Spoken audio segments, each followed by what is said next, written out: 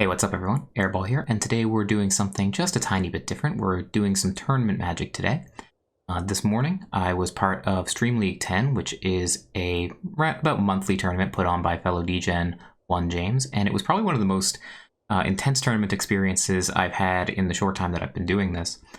I chose to bring Esper Planeswalkers, and I'm not going to spoil the results, but I will say that if you don't watch the deck tech and you just skip to the gameplay, if you have time for one match, make sure you watch round 3. Round 3 was probably the most incredible game of Magic I have ever played. It's got a little bit of everything, drama, down to the wire finish. If you only watch one, make sure that's the one that you watch. In terms of the deck itself, we'll go through a quick deck tech. It's similar to a deck that I played on the channel earlier. This is Arna Hushenbeth's list from Channel Fireball, and I didn't really want to play this. I really didn't want to have to play the Black-White X control style strategies, the mid-range decks that are dominating Standard right now, but it turns out that they are really, really good. And I couldn't find anything that beat it. I was trying to find things with blue-red, because those are the kinds of decks that usually prey on Esper, and while I did have good results with that, I found that they couldn't really beat the aggro decks. Mono-white really just toasts the Izzet decks pretty effectively. Also, mono green more popular in these kinds of streamer tournaments than the average Magic tournament.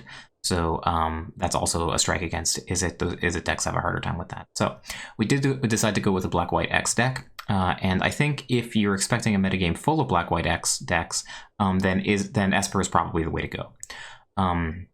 Generally, when you have these two Black-White X decks go against each other, it turns into a control mirror, more or less.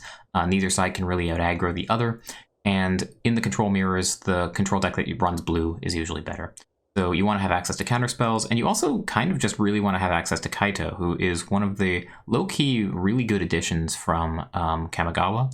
I didn't have high hopes for this Planeswalker when he came out, but he's pretty good against control. He's a card draw engine, and if the opponent wants to deal with him, deal with the card draw engine, then they need to deal with the ninja that he creates. Killing a token is not, like with single target removal, is not really where the enemy control deck wants to be, especially post-board, when they've boarded out a lot of their removal. And you can have 4 of them in the main deck because he's actually pretty good against aggro as well. Making the 1/1, just because the ninja can't be blocked doesn't mean it can't block itself. He's a pretty good distraction. He can buy you the few the turns from 3 and buy you turns 3 and 4 until you can get to Doomskar or Lolth on turn 5. So that brings us into the rest of the Planeswalker suite. We have 3 copies of Lolth, which is just lights out for a lot of creature decks. If they don't have a good way to deal with your with the Spider Menace tokens, then they're just going to keep banging their head into those. Lolth will keep ticking up, and you get to keep creating spiders over and over again. Excellent stall card. Basically, if you think about it, a repeatable sweeper if the opponent doesn't have a super wide board. And then obviously we have the star of the show, Wandering Emperor. This is the main reason that the mid-range decks are so successful. This card is the ultimate in mid-range. It's good against control because of the flash element that is guaranteed to leave something behind. It's a nightmare for creature decks to deal with. If you leave up 4 mana and say go, the opponent knows it's coming, but they often don't have a great way to deal with it. And 1 copy of Sorin as well, just because, I guess, because you need 1 more Planeswalker and you need something else on 4 because the 4-drop is a little weak if you don't have a Wandering Emperor in hand.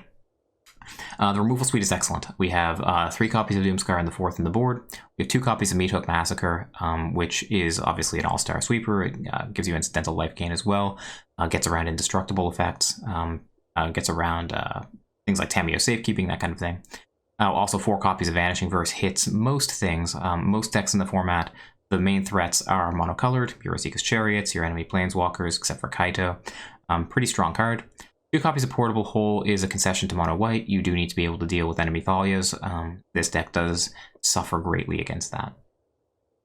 Yeah, okay, so let's take a look at the sideboard. We have, in the sideboard, we obviously have 2 Disdainful Strokes. I could see this going up even more. 2 copies of Raven Enfeeblement are great against the mono-white decks, obviously. Being able to answer Adeline for 1 mana is pretty important. Being able to answer Thalia cheaply, especially at instant speed, is important. So if you're turn 2, if you have 2 mana up on turn 2, the opponent plays their Thalia on their turn 2, you can kill it, untap, and make your 3-drop without any inconvenience. Graveyard Trespasser, having played the deck several times today, I never really wanted to bring Trespasser in. It never really felt like it was great in the matchup. in any given matchup. The graveyard decks are not really inconvenienced by this. Most of the removal in the format is not targeted. It's sweeper based because Black-White X is so dominant. So it's not really inconvenient for opponents to deal with Trespasser. I think I would cut these for more counterspells. 4 copies of Duress, I don't think I would change that. I think there's a lot of great targets for Duress right now. You always want to have it in your hand. I don't think I've ever been unhappy to see Duress off the top. Farewell is outstanding against like the oddball vehicle decks of the format. Red-Black Sacrifice obviously hates this card, being able to deal with Onycult Anvil, getting rid of graveyard value as well. Henrika Domnathi is a card that I am not a fan of anymore, and if I had it to do over again, I would have not included her in the board. I would have included a couple of copies of Negate or something. Obviously, we're only running 2 counters, and I think Negate is a soft spot. I think we do want to be able to counter things like opponents invoke despairs, anything where we need to interact on the stack. If we're up against like Izzet, this deck is very weak against that because it doesn't have access to great counter magic beyond 2 copies of Disdainful Stroke. Henrika Domnathi was supposed to be like passable in most matchups and unexpected. She turned out to just kind of be bad, honestly. Like 4 mana for a creature that doesn't affect the board the turn that you play it is pretty weak. And with the Wanderer in play, even the lifelink isn't great, because generally with your lifelinkers you want to race with them and be attacking, and the second that you tap Henrika to attack with her, the Wanderer flashes in and exiles her. So not really super impressed with this card. If I had to do over again, I would probably cut both of her and both of the Trespassers as well, and introduce some more counter magic, maybe a couple more Infernal Grasps or Power Word kills or something, but anything other than these, I was not impressed. But yeah, overall, I was pretty impressed with how the deck did. If you guys are interested in more tournament content, let me know. I think that is a weak spot on the YouTube channel, and it's something that I want to do more of. Anyway, let me know what you think, and let's jump into the tournament footage and see how the deck did. Okay, and here we go. Up against Mono Black Control on the play. Doomscar is not super relevant. Wandering Emperor is okay. I mean, I don't really love mulliganing on the play here. The Doomscar is kind of a dead card though, and Wandering Emperor can't really carry the 5-land hand on its own. What are we worried about out of the opponent here?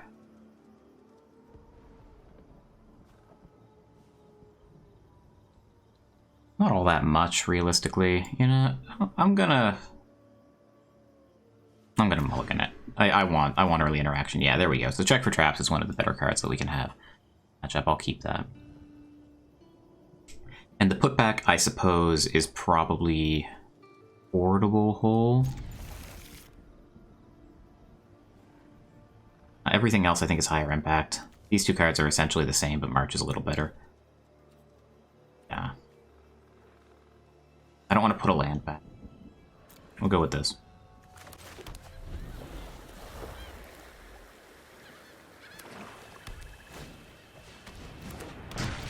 So there's the Ghast. We found another Doomscar. We're going to lead with Check for Traps here. Okay, so Fell Stinger is pretty good in the matchup. Eye Twitch, and a Meathook Massacre. I think the Fell Stinger is pretty clearly the biggest threat to us right here. Everything else is just kind of a mopey creature.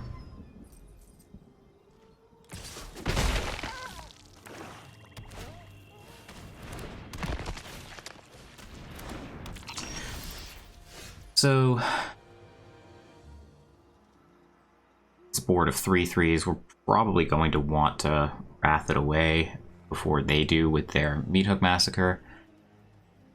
It'll clear the way for our Lolth as well. I don't think I realistically want to march away any of these things, even though it will get some value off of it. We could march away the Eye Twitch if we wanted to. But what are they going to fetch? What do they have in their learn board? They have Mascot Exhibition, they have Necrotic Fumes, Confront the Past, Attainment Breach. Wow, they have... most of their sideboard is actually learn cards. So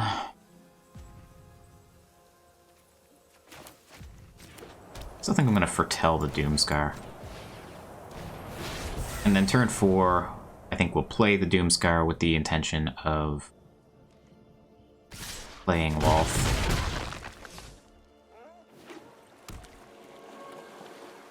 Also possible, I suppose, that they meat hook their own board here.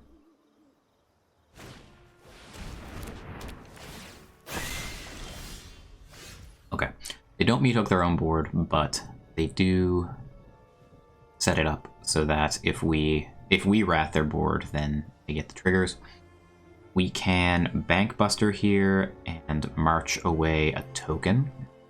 That's not the worst. March away an eye twitch, which is not the worst. We can... excuse me. We can just Doomscar, take our medicine, hope they don't have anything. It does also protect us against something like a Fell Stinger off the top. Makes it possible for us to draw, for us to play Lolth if we draw land next turn. Otherwise, Bankbuster can draw a card the following turn. Worst case, that is not what I meant to play that on. Fuck. Alright. I'm playing on someone else's setup today. Still down at Nerd Girls from casting the DGen Open yesterday. So I meant to play that on black, but misclicked on blue, so not a great start. Things.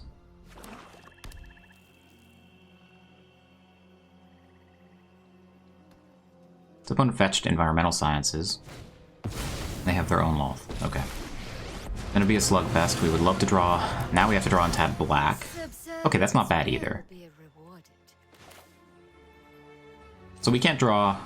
We didn't draw land anyway. We wouldn't have been able to play Lolth this turn. Do we want him Vanishing versus the Lolth right now? Yeah, I think so. Lolth represents card advantage if we put them on tap with it. We are going to start taking damage from these spiders.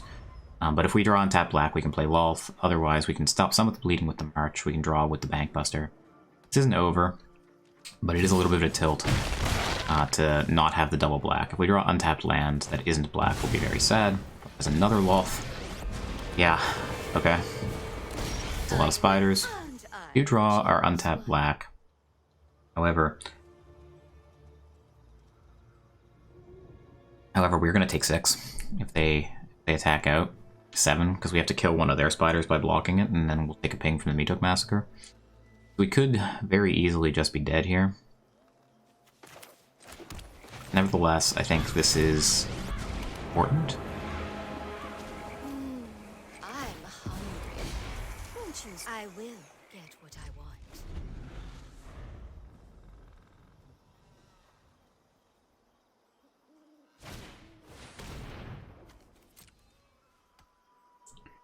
Yeah, so going down to 1 with an opponent's Meat Hook Massacre in play is not really where we want to be. Not a whole lot of life gain in the deck unless we draw the Wandering Emperor. So opponent is attacking out. We have to do this. Go to 1. And then literally they can kill one of their own spiders and we die.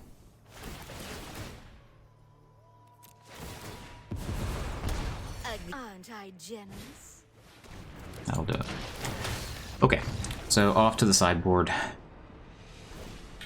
Kind of a stinky game, honestly. I do want these Disdainful Strokes. I want all the Duresses. Let's see. We do have the benefit of sideboard guide here, but it doesn't have anything for specifically mono. Let's see, kind of a little on our own. What are they bringing in? I guess is a good question. Yeah, like I said, they have very little in the way of sideboard plan. They like a lot of their deck is learn cards, which limits their options. They're really going to be on mostly the same plan. They have just a few extra hand hate spells to bring in.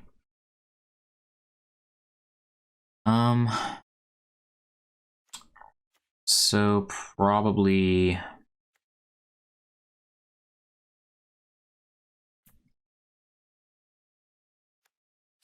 portal holes don't seem super great. Neither the Infernal Grasps actually seem really awful as well. all they really have are tokens that the Infernal Grasp hits, so that's nothing super special. March is probably going to be just a 2-for-1 against most of the time.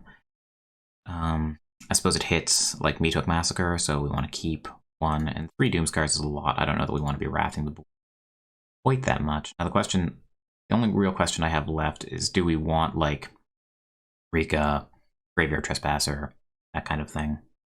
I don't think they'll have any trouble dealing with the Graveyard Trespasser. Most of their removal is sweepers, so the ward cost doesn't hurt them as much. And in the same way, Henrika is not likely to survive. Yeah.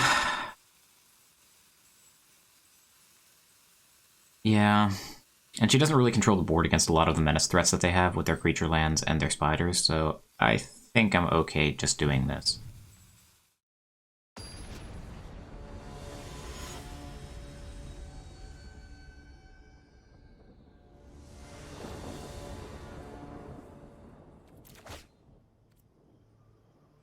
Okay.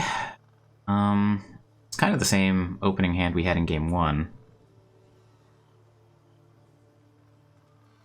But with an extra Wandering Emperor. I think this time I'll keep it. 2 Wandering Emperors I think is better than 1. They're likely to be able to answer 1 with like Soul Shatter or something. On the play means we're likely to get there, and we have 4 lands, so we're not as likely to flood out. Let's just get our blue in play.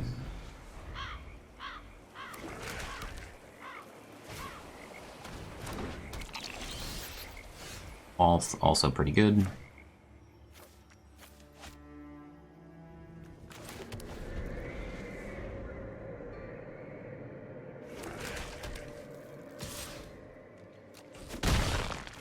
Turn clock activated. Opponent has found 2 man lands. So that's not bad. We are going to take another turn off.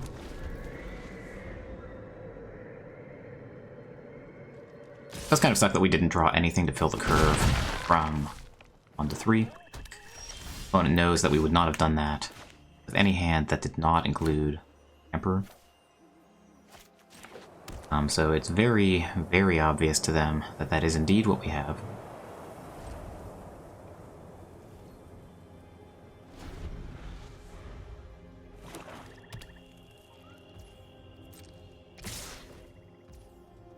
I think we just take this, honestly. Like, we could try to exile the Eye Twitch in combat, but I worry about something like Deadly Dispute, and I don't want to expose the Wandering anything until they've committed to tap, until they've committed to passing the turn.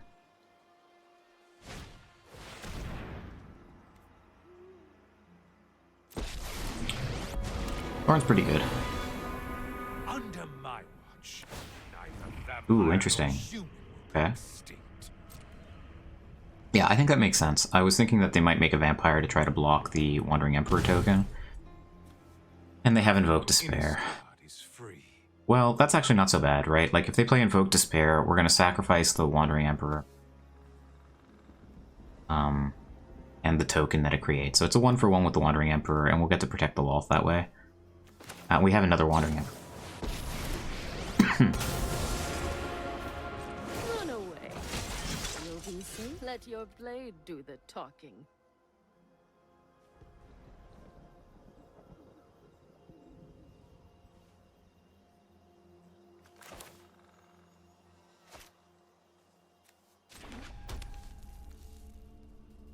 I think I want to make another token, given that the Wandering Emperor is going to die. I think it's more important to have a wide board than it is to have a big one.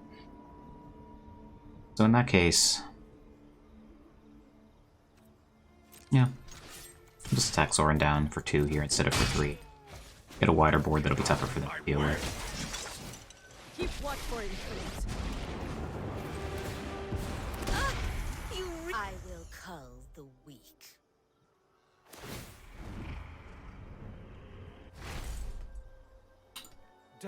So they find something on top with Sorin, but they choose not to take it into hand. What would they find off the top that they would not want to take into their hand? Blood on the Snow?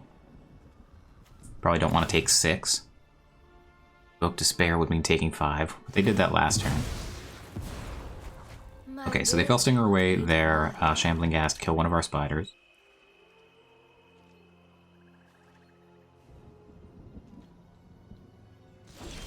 And they say go. Finishing Verse. Not a bad pickup, honestly. So if we attack out, we get in, hit Sorin for 3. That's not super great.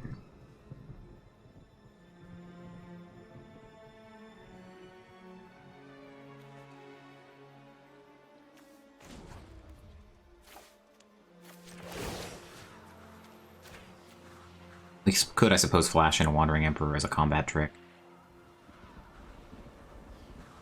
So they have a removal spell of some variety here. I think we'll hold off on the Lolth activation for now. I think I am fine. I want to keep the spider around to protect Lolth in the eye twitch, probably. I think I'm fine just sending both of these face and killing Sorin with the Vanishing Verse.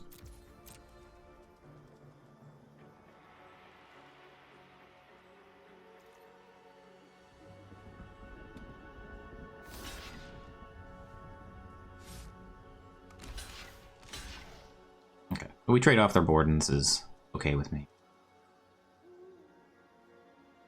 It's like Deadly Dispute.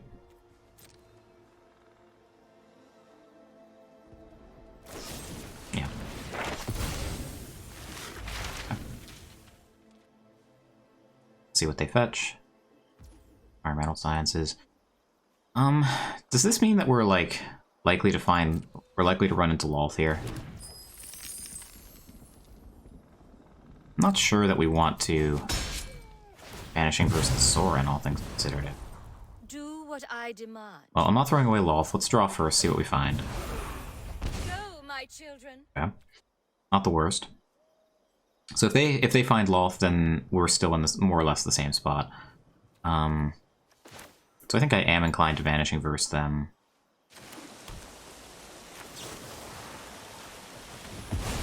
If they invoke Despair, we'll sacrifice the Emperor. Not feel too bad about it. We get to sacrifice a spider, which will let us create more spider tokens with Lolth next turn.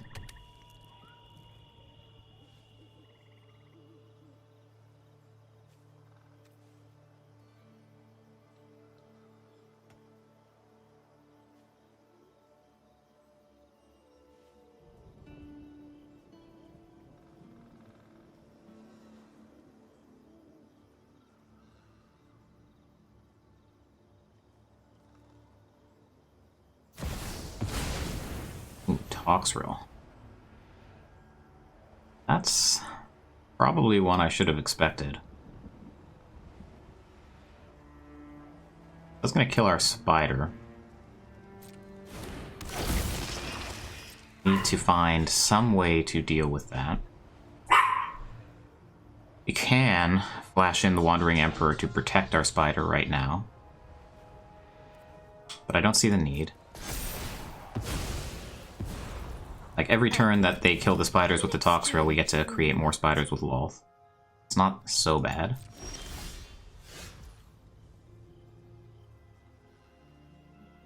Yeah. I don't like just Amaria's call, although Toxrill is going to shrink down those angels.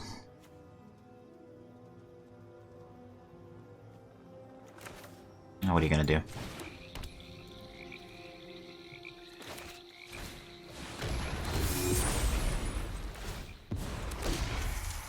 We will slay our enemies. I think I'm down to just get plussing in the air. We've got the edge in this one.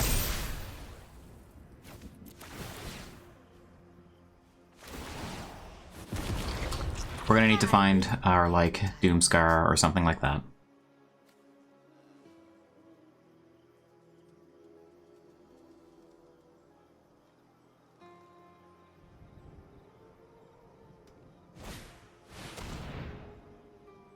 Oak Despair.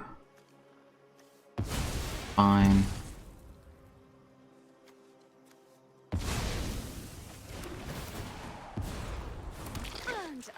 generous one.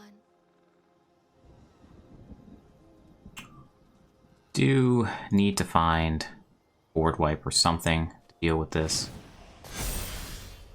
Stroke would have been great to have earlier, of course. Yeah, so with our spiders dying every end step, creating them doesn't really seem to be that productive anymore. Go on, run. That's not the worst, though. But we will catch you. Let's see what we can do. Get him to 8. 8 more power in play. Next turn we'll be attacking for 2, 4, 5. But if we can find a way to kill Toxrill, then we have lethal.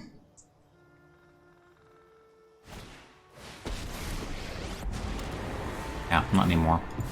You could have such. Do what I demand. So now it's board wipe or bust, really.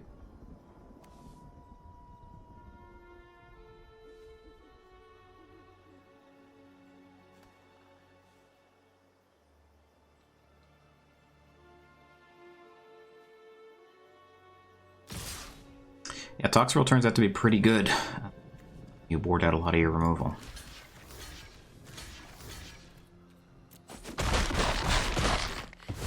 Venerate me or die. My gems. I will cull the weak. Still nothing. I always reward the loyal. Yeah, so if we Wandering Emperor, we can force in 2 damage. That doesn't seem good enough.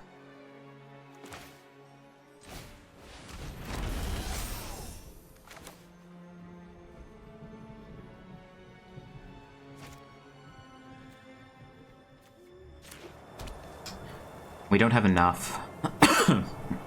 We don't have enough mana to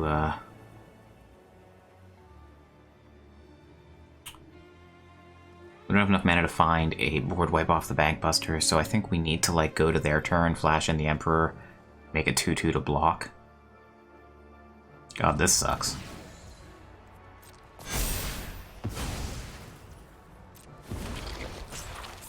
Maybe I should have just been not giving Toxrill the food. Maybe I should have just not been putting creatures into play for it to kill. Problem is that, like, if I do that, then they just start attacking down my Planeswalkers with the hives. I think we're probably just dead. They're attacking for 7, 9, 11. No, we can block Toxrill. We're probably okay-ish for this turn. But it is kind of an emergency. We need to find a board wipe. Yeah, they play around us exiling the Wanderer. Exiling Toxrill with the Wanderer. I hope you're ready to lose.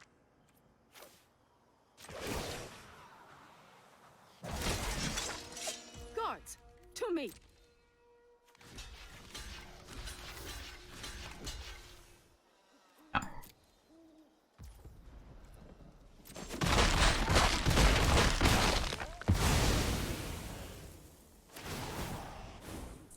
Alright, so board wipe or bust. We get 3 more looks at it.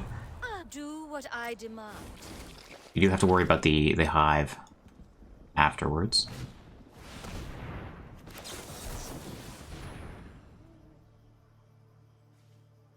We do that, no, if this resolves, we die, so we need to counter that.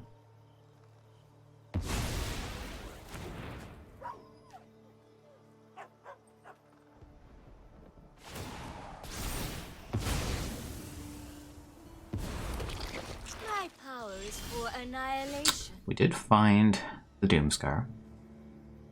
Not bad. Let's just go ahead and do that now.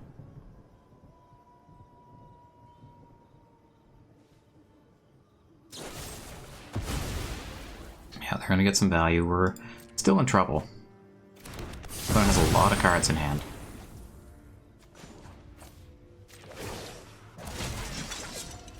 But we have the tokens. My generous. If I crew this an attack. This is interesting, right? If I crew this an attack, they get to activate the hive. that will not kill us. I think I like it.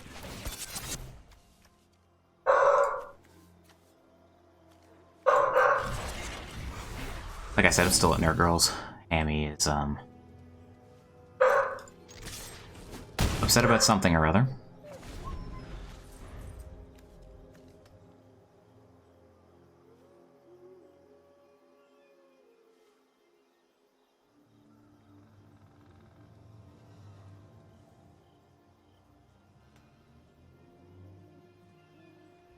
There are definitely things that kill us here. But when they have so many cards in hand, I don't mind trying to be aggressive.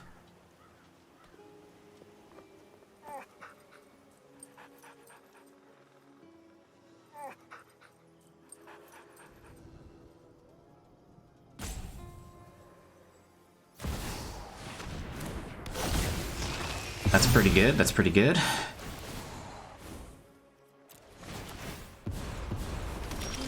Subservience will be rewarded. Okay. So, we can Vanishing Verse the Toxrill. This goes back up to a 2/2. We can make spiders, plus one of the spiders with the Wandering Emperor. Use that spider to crew the Bankbuster.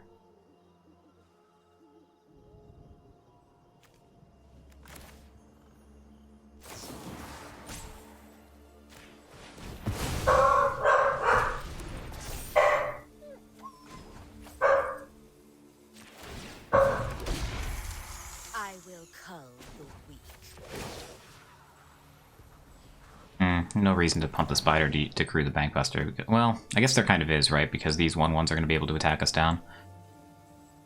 So it's profitable to be able to crew with only one thing. To crew with only one thing, yeah.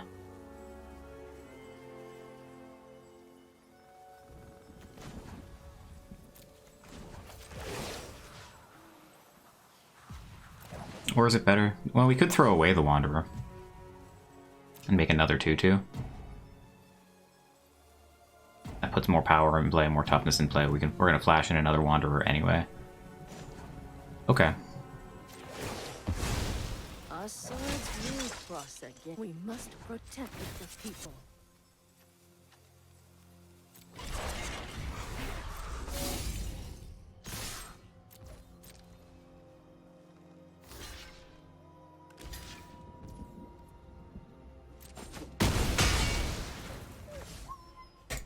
Okay.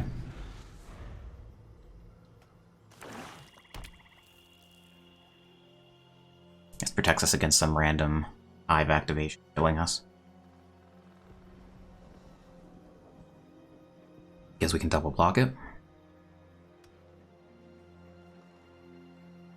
When it does have sciences, that'll get them up to 6.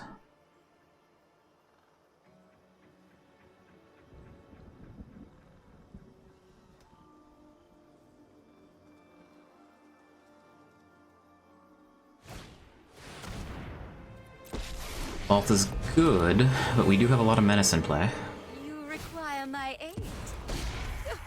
A gift in exchange for loyalty.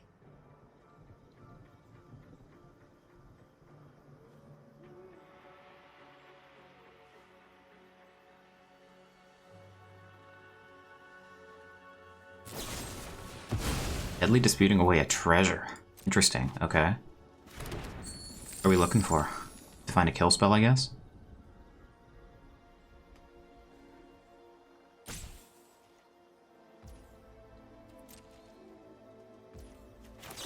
Could have held the Wandering Emperor to use as a combat trick, but I think it's better to just get the activation now. Put the extra power on one of the next creatures. You're just underwhelming.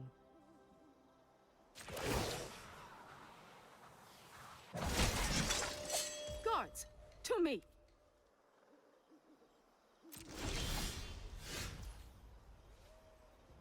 And now I think I'm more than okay throwing away this Lulth to be able to crew the Bankbuster and attack with everything. They did choose not to cast the Environmental Sciences. At least least there is blood on your hands. We will slay our enemies.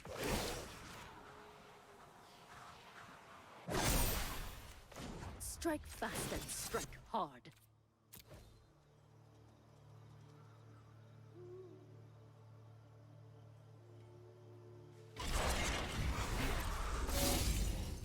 We're just gonna give them the business.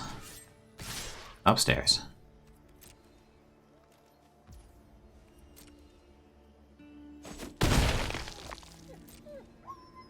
Nice. Looks like we got there. Sweet. So that definitely looked grim at points. I'm pretty glad we were able to pull through there in the end. That would have been a bad way to start the day.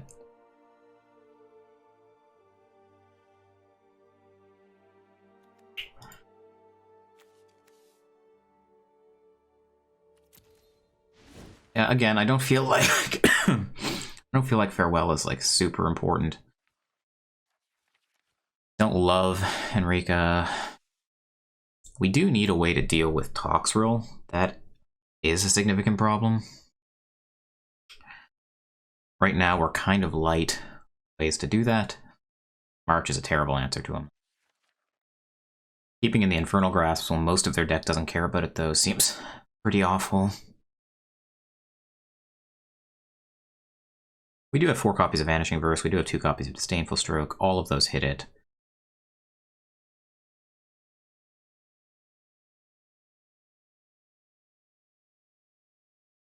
I think I am kind of okay bringing in, like, knowing that they have Toxrill, I think I am okay bringing in either Doomscar or Farewell and cutting the last March.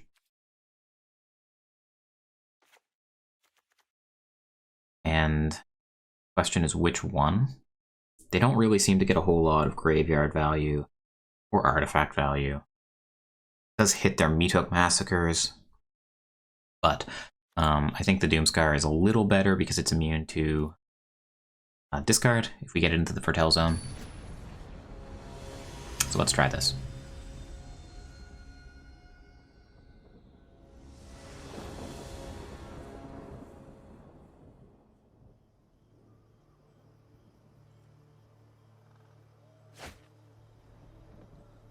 Yeah, hand's pretty good.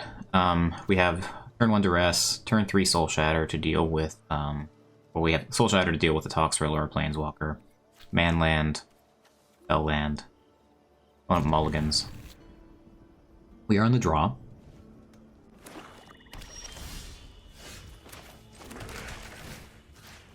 But Duress when the opponent mulligans feels pretty great.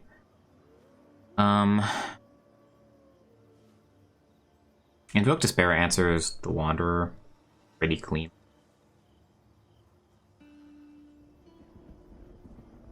Go Blank is like card advantage. Kind of catches them up.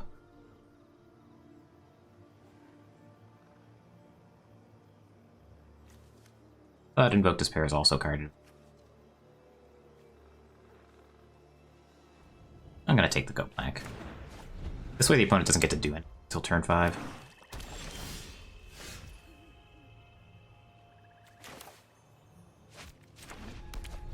I really don't want to have to bolt in this Amaria's Call. Or use it for any reason, actually. That may end up being what we have to do.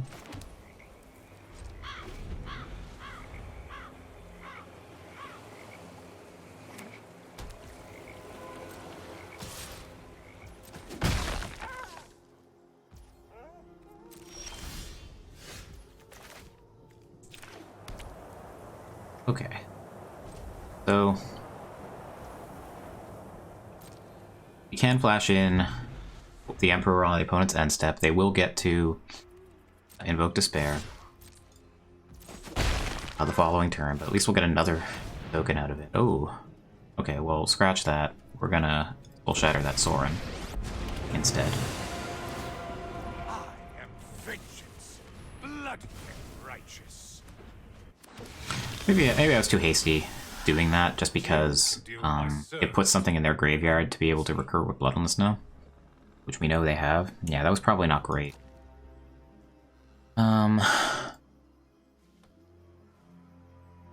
So With that in mind, do we need to start attacking with Hive? That's not the worst either, honestly.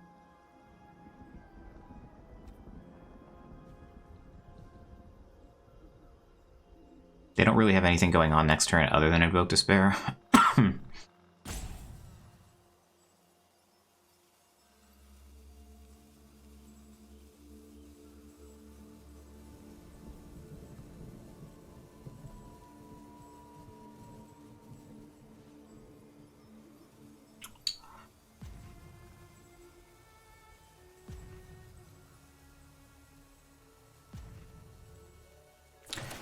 Let's do this while they're tapped out, and we know that they can't deal with the Hive at instant speed.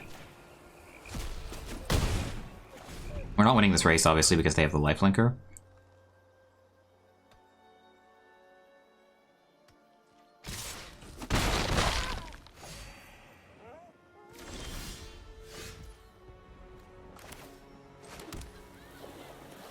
So we get to flash in the Wanderer here. And then the following turn play Amaria's Call.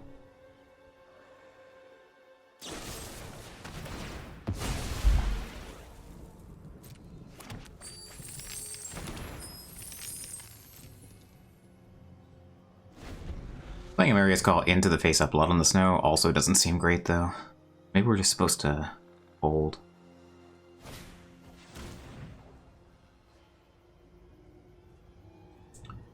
Okay. That puts a damper on thing. I think now we play the Emperor here. They're gonna take the call. I've learned much during my travels. Let me show you.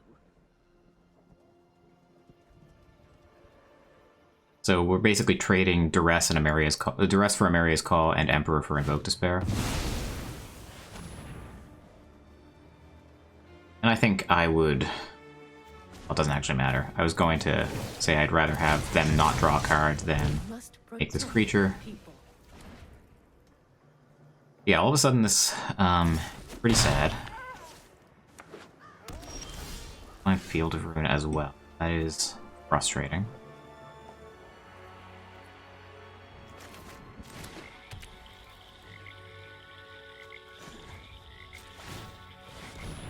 Get in with this while we can, while they don't have the Field of Ruin. Get the Shambling Ghast out of the graveyard. But yeah, this does not look great. We are super, super low on cards. Somehow, the opponent's mulligan panned out really well. We had the option to take this Invoke Despair earlier instead of the Go Blank. That's pretty brutal.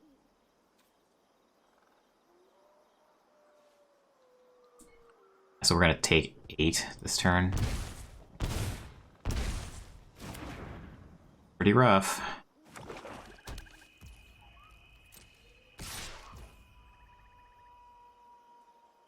They don't have a creature land, so I guess it's kind of okay not to vanish this turn. Something more scary, right?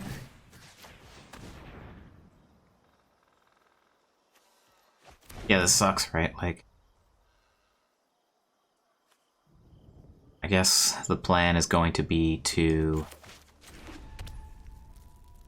Like, if we activate the Hive to block the Shambling Ghast, then they blood on the Snow away our Hive, and they get the Shambling Ghast back anyway. And the Blood on the Snow is not getting that much better for them anyway.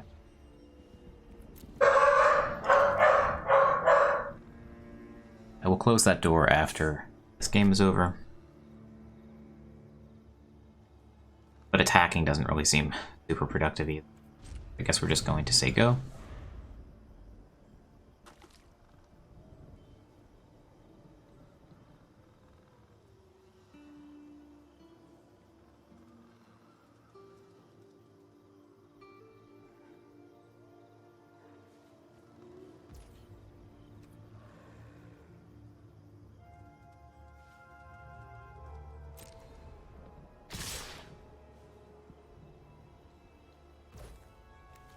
I think I'm inclined to force them to use the Field of Ruin activation here.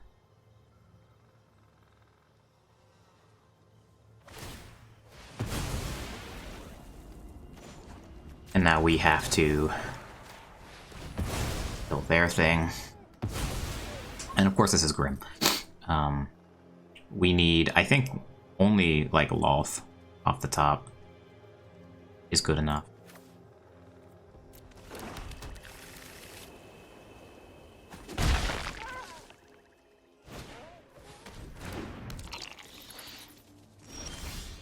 Okay.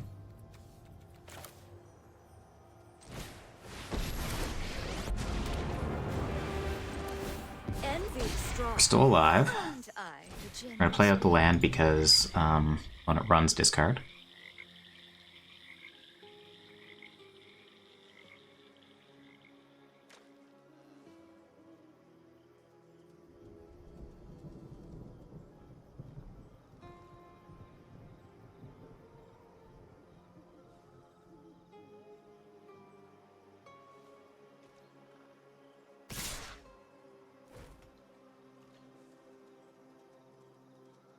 Interesting.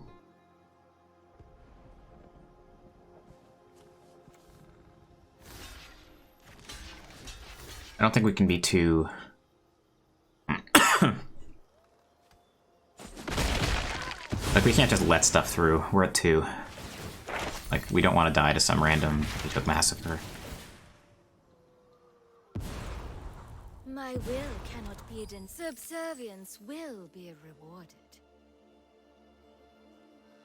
So they're probably going to fetch, I would think, Mascot Exhibition here.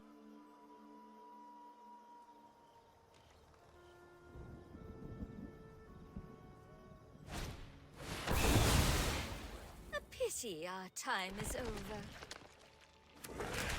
Blood on the Snow deals with Loth. We find...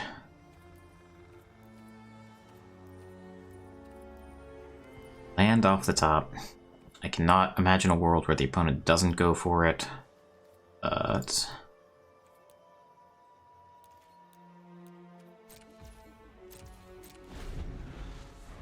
I'm gonna try.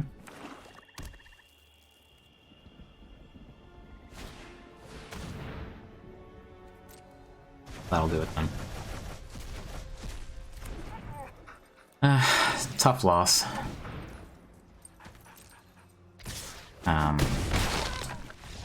Yeah, I mean, it probably... this loss goes back to taking the Go Blank with the turn 1 Duress instead of the Invoke Despair. I think the rest of the match was played fairly reasonably. I don't think we had a whole lot in the way of options after that. But the Invoke Despair ended up answering our Planeswalker pretty cleanly, drew them cards. To be fair, I mean, the opponent didn't have the lands to get there right away. But, yeah, I think we could have... I think if I had to do it over again, I think I would have taken the Invoke Despair instead of the Go Blank, and I think that was the critical mistake in the match. So anyway, good game. On to next one. Yeah, so round 2, up against Selesnya Midrange. It's basically Selesnya tokens. It's running 2 copies of Welcoming Vampire in the main. In terms of things that we care about, it's mostly we want to watch out for things like Legion Angel. Brutal Cathar could be kind of annoying, but really I think Asika's Chariot is the biggest threat to us. On the play, this hand I think is quite good. Keep this. Some question about whether to check for traps or Bankbuster onto. I think it'll depend, but I think in a vacuum I prefer check for traps. Do I? If I Bankbuster now, then turn 3 is going to be check for traps. Almost certainly. Which means I won't be able to activate the Bankbuster anyway. But it does give them an extra turn to draw into a 4-drop, and it'll make my check for traps a little bit better.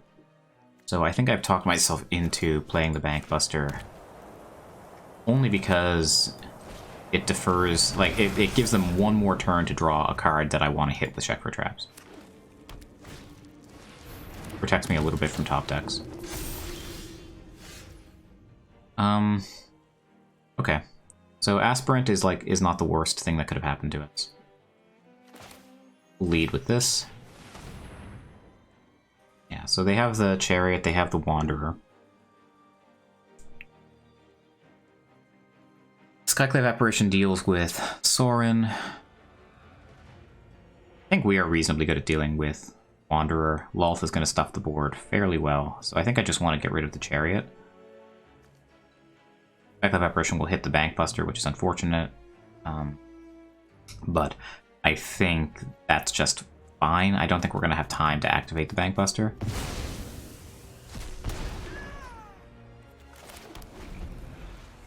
We do not have the double white for Wandering Emperor, fortunately. Hopefully we can find that. Yeah, so Skyclave Apparition comes down, it's going to hit the Bankbuster. That is acceptable. We don't love it, but if we find a board wipe, will be pretty great. Again, don't have double white for that Doomscar, unfortunately.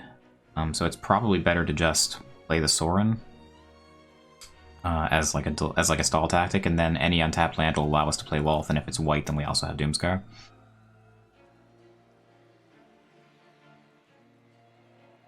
Otherwise, we're taking 6 next turn down to 10.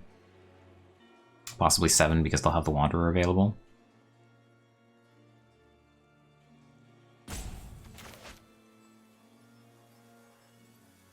Yeah, okay.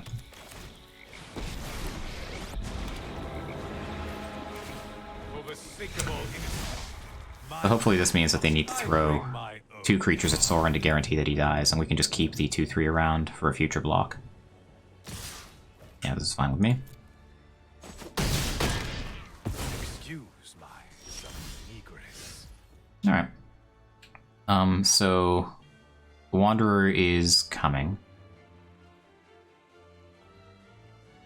We can Doomscar if we like. I think I'd like them to commit a little more to the board first.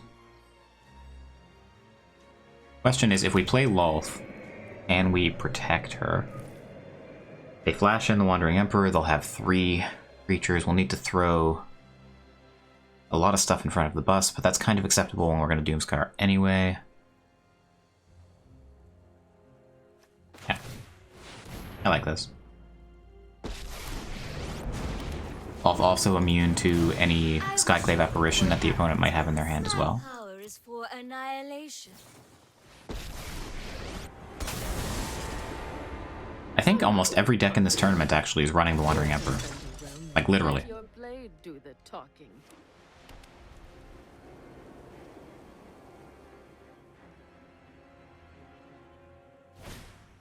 Alright.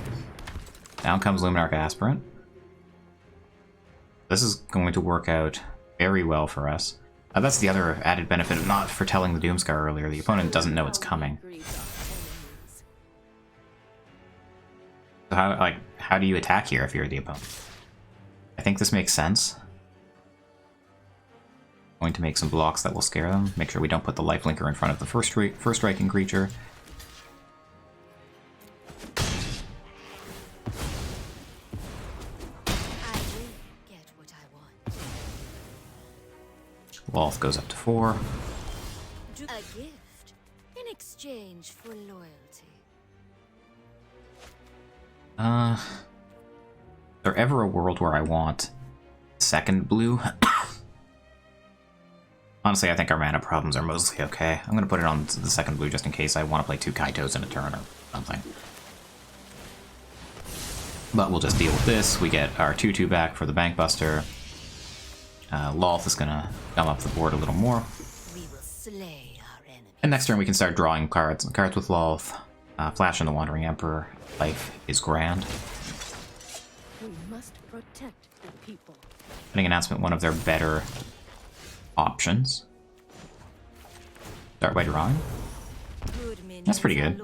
That will deal with the Wedding Announcement. It does mean that we won't be able to flash in the Wanderer this turn.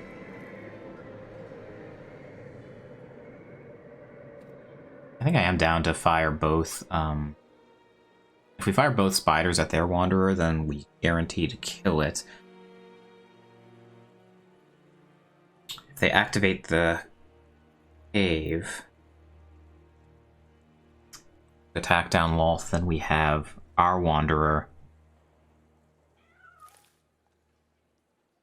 to protect it.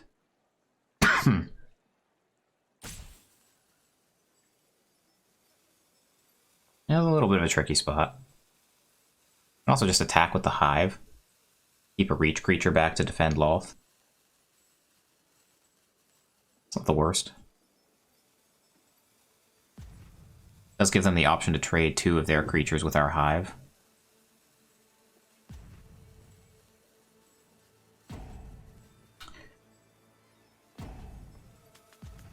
So what's more important, Hive or Loth? Or we can just say go. Ignore the Wanderer. That's also fine, I think.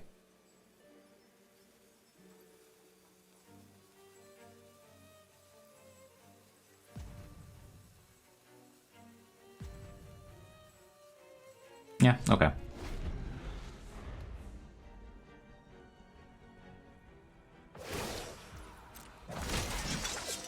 Let your blade do the talking.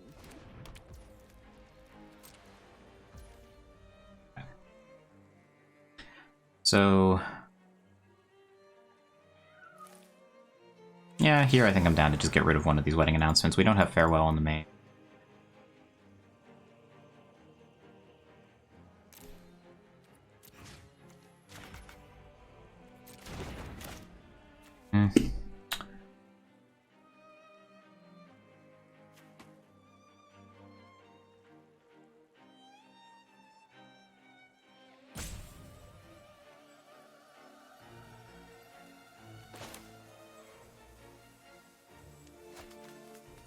We're gonna make 2 extra tokens this way. Alright.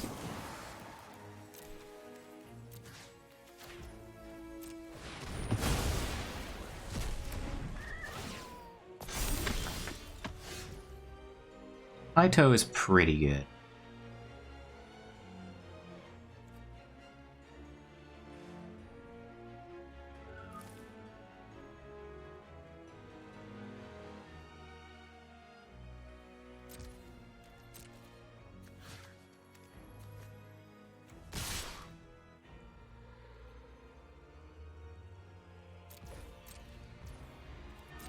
So they just let the Wanderer go. This is fine for us. This means that we can play Kaito, we can draw off of him, and then we can play the Wandering Emperor at flash speed. I won't let Kamigawa fail my family. Now Back for Traps is interesting. I don't think we're going to play it. We have another Kaito. My hatred lives.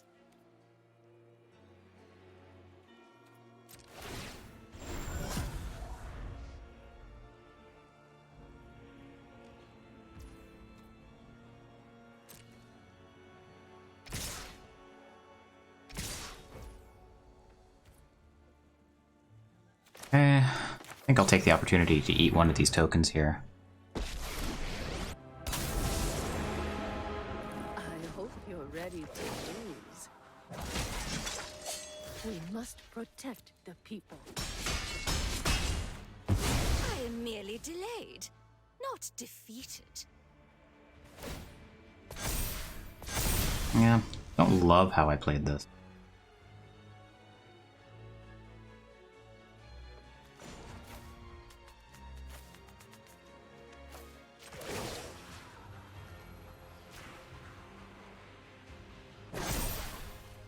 Remember your training.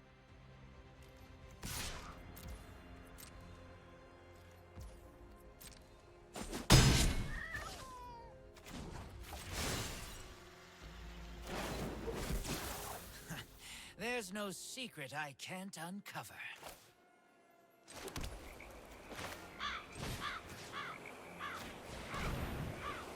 What they've got. Yeah, maybe should have done that pre-combat to force this. Then we would have been able to attack her down. Keep watch. Although, hitting Legion Angel's pretty tasty.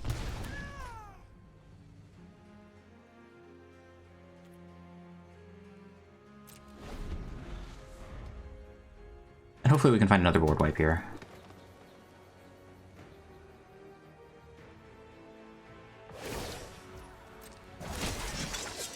Guards, to me. Okay, let's see how they attack.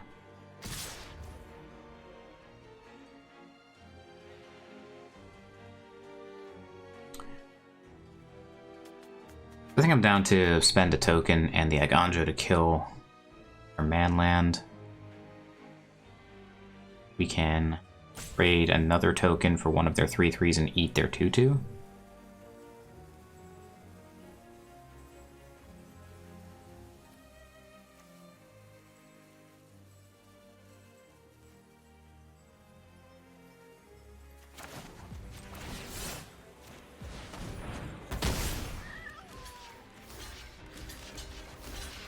Something like this. Take 6.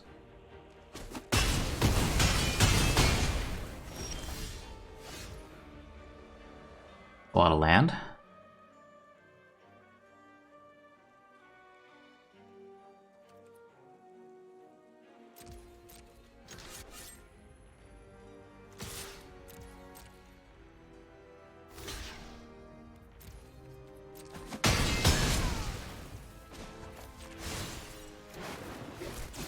Now this is a juicy secret. That will do.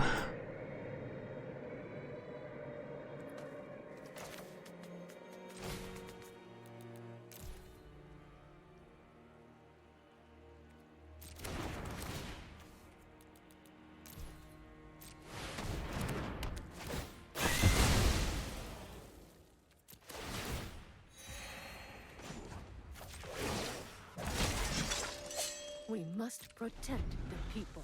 Okay, things are going okay. Yeah, definitely feel like I let that one slip, but we did eventually have to draw another board wipe. It is a good chunk of the deck. Let's see.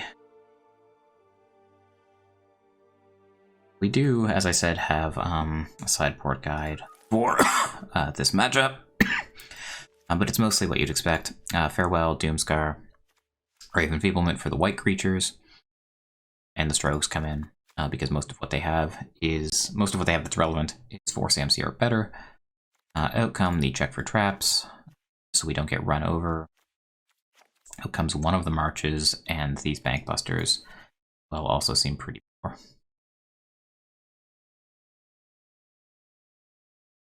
Anything else we're not huge fans of? What about Portable Hole? Let's see, what does the opponent have in the sideboard? Yeah, Portable Hole hits very, very little, honestly.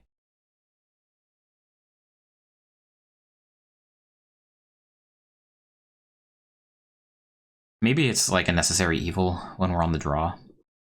Like, it hits Innkeeper, which, who cares? It hits Florahedron, if they play that, which is unlikely, and it hits Aspirant. And Aspirant is really the only thing. And it hits, like, a token. Enrica doesn't seem outstanding against the Wanderer, just attacking with her seems be grim. Graveyard Trespasser doesn't seem to do too much. I think on the draw I'm going to keep the Portable Holes in just so we don't get bodied by Luminarch Aspirant. But on the play, I think I'm going to replace them with the Arches. I think they're just a little bit better.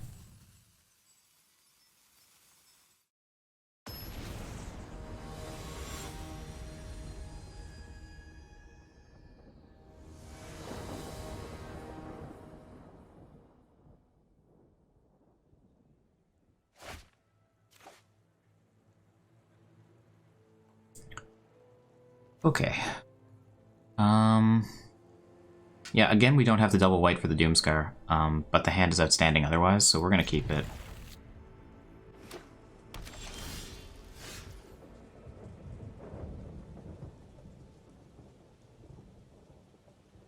I think we're supposed to play the Sanctum tapped here instead of the Hive.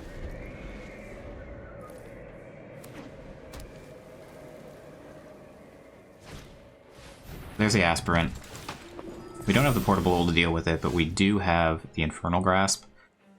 Even though we don't have the double white available to deal with... even though we don't have the double white available to cast the Doomscar yet, I think I'm inclined to just kill this now while we can. Opponent is not running any, like, Snakeskin Veils or anything of that sort, but they do have 2 copies of Guardian of Faith. And 4 copies of Valorous Stance, in the sideboard. So definitely incentivized to kill that stuff on our turn.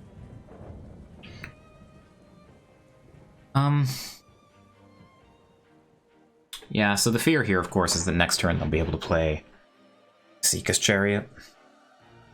And once again, we haven't drawn our second white source for the Doomscar. On the play, we'd be playing Sorin right now into this Florahedron, and we'd be in much better shape. We can try to deny, keep them off of land by killing the Florahedron, but I think that that's a little too ambitious. I guess the play here is just going to be to foretell the Doomscar. It's unfortunately a face-up play. They get to see it coming. But yeah, they had the land and the chariot.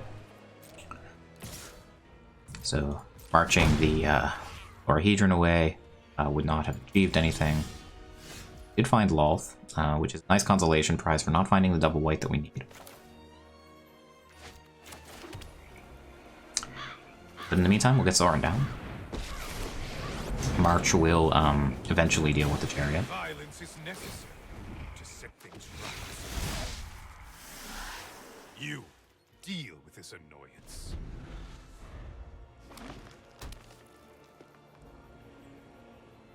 You're definitely seeing some alternate plays than you would have made.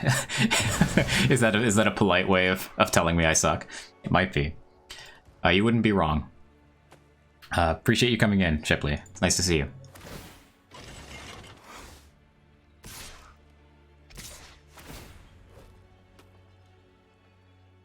Okay. Well, that makes two of us that are learning. We did find the second white source. So we have three realistic choices here, right? Like we can play Lolth, who will die. So that doesn't seem great. We can Doomscar the board, or we can march away the chariot and then Doomscar the board. It does feel pretty likely that the opponent has Wandering Emperor in hand. Let's see. Yeah, there's a stick. So they do have, well, I guess, yeah, no, it can't be the 2/2. So they definitely have Wandering Emperor. Wandering Emperor 2 turns in a row is not, it is enough to crew the chariot, though. We're taking 2, 4, 6, 8, 9, 10 next turn if they resolve the Wanderer.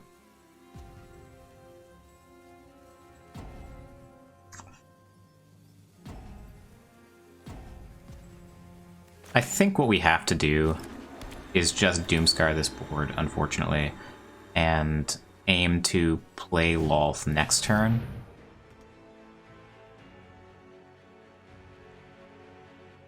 And stall until we find another board wipe.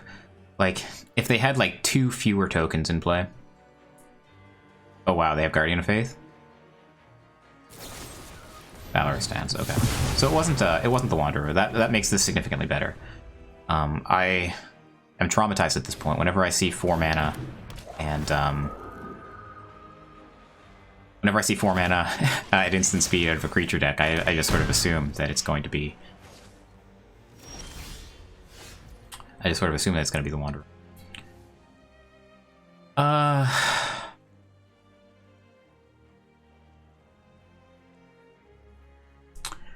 If 6 mana means we can march away the Skyclave Apparition and Vanishing versus the Chariot, take 4.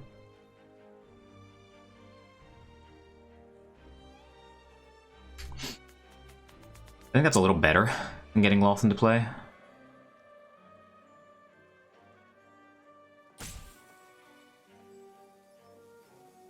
Because if we play Lolth, then they through the Chariot attack. They get more tokens that are going to be still harder to deal with. Yeah.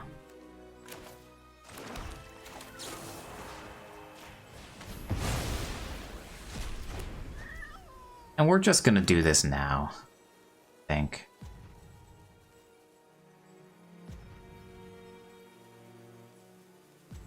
Before they can have, like, Guardian of Faith. before we time out.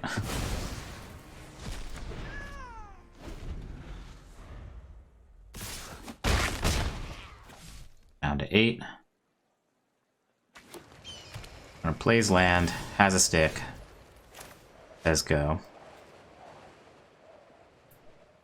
We have enough blue. No stick. Okay, cool. So there's no Wanderer to worry about here. This portable hole is not going to hit anything much better than these 2/2s anyway. So let's just get it down. Protect from opponent drawing like Guardian of Faith or something. Nice. Okay, cool. So that's a nice 2-0. We did not 0-2 scrub out. Good game, opponent. Like I said, this matchup, unlike the one from round 1, seems outrageously good. The opponent needs to commit an awful lot to the board, and their threats are not the most sticky. Other than like Esika's Chariot, there's nothing in their deck that concerns us overly.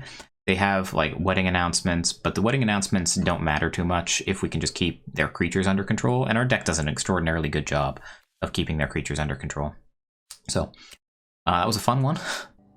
Okay, so the opponent is on Orzhov control. It looks pretty bog standard. In terms of cards that we care about, there are 2 copies of Reckoner Bankbuster, 2 copies of Lull, 3 copies of Wandering Emperor. And it's got a more aggressive slant to it. It's got 2 copies of Edgar, 4 Luminarch Aspirants, 3 Graveyard Trespassers. So it's kind of trying the beatdown plan against us. Like they're definitely the beatdown.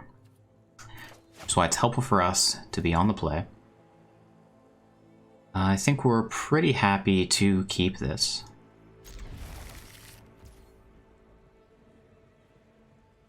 We have 4 lands. I think I'm inclined to hold on to the Amaria's Call. Yeah, we'll draw another land. This might be useful as a spell later.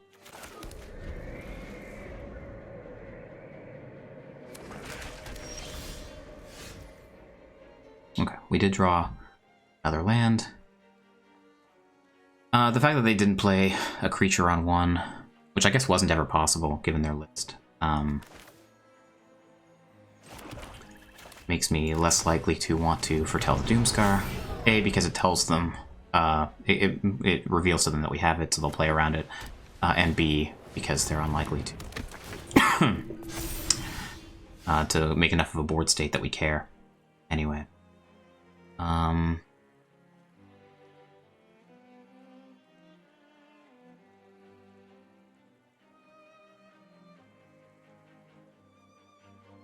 Yeah.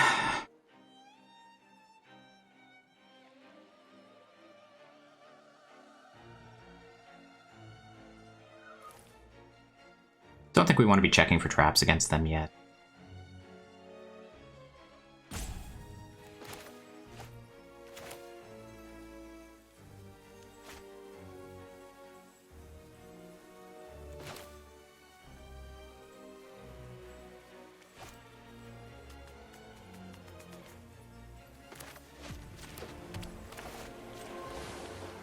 Let's cast the Doomscar.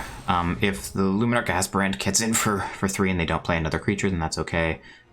If they do play another creature, then I think we're okay just Doomscarring that board.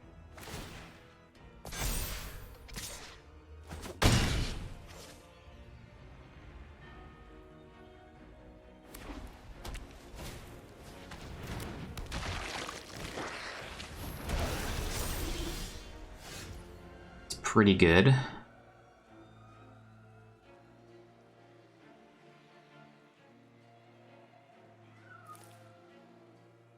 So we fear Lolth next turn if we wipe this board, because we'll give them the treasure with the Shambling Ghast.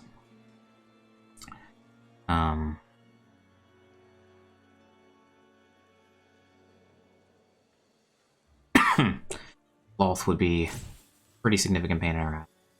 I think I'm down to check for traps and just draw with the Bankbuster. We're gonna get... Yeah, it's kind of tricky.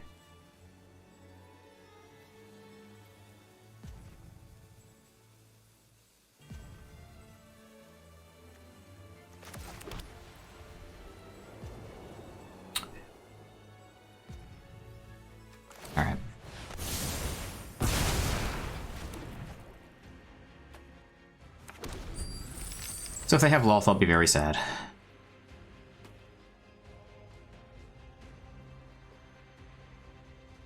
But we can fight with that if they have it.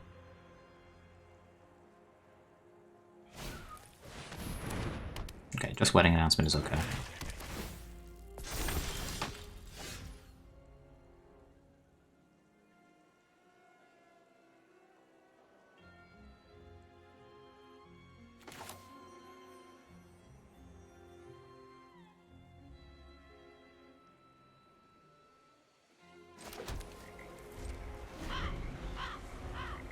We're gonna have a hard time attacking, because the Wanderers basically face up.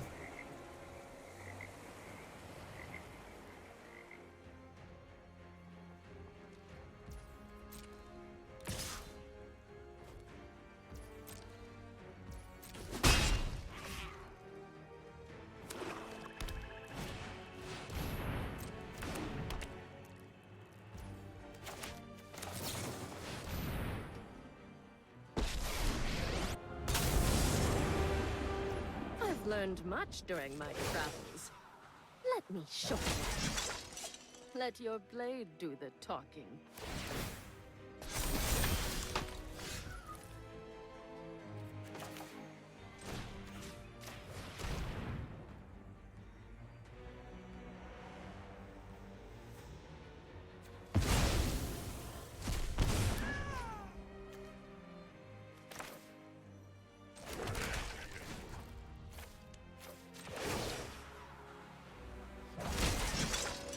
Keep watch for intruders.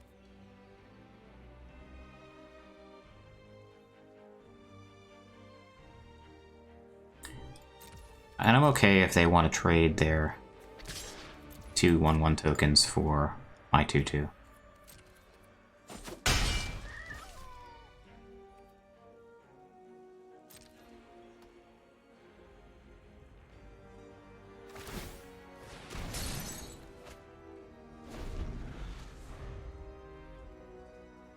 So these wedding announcements are going to flip. We are going to need to find a board wipe of some variety.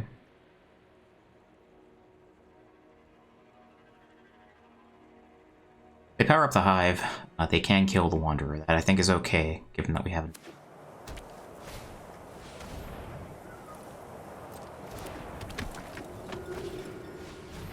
Okay, that's pretty strong.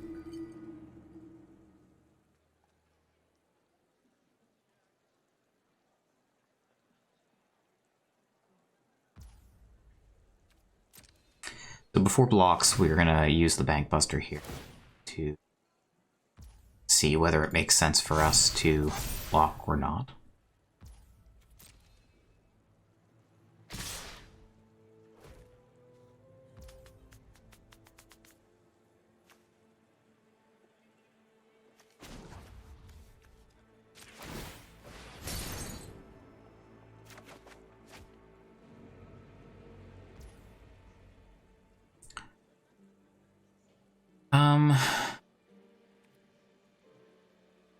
So next turn probably wants to be Wanderer plus Vanishing Verse instead then. These wedding announcements are going to flip, so this will get bigger.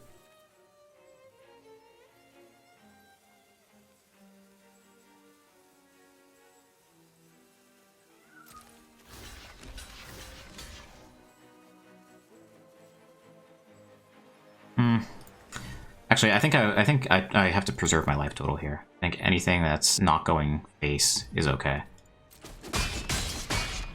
And eventually we'll draw the board wipe. Yes, that's that.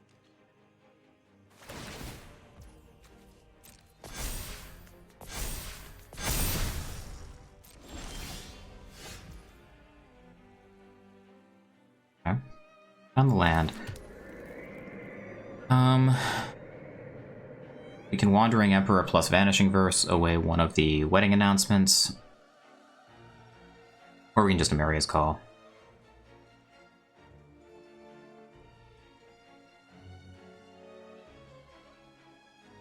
If we play the Wandering Emperor, we're not going to be able to protect her realistically.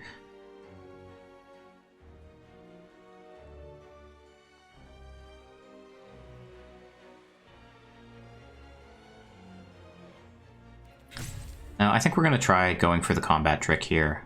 Exile the Wedding Festivity, flash in the Wanderer. Try to get some good blocks that way. And then the next turn we can emerge.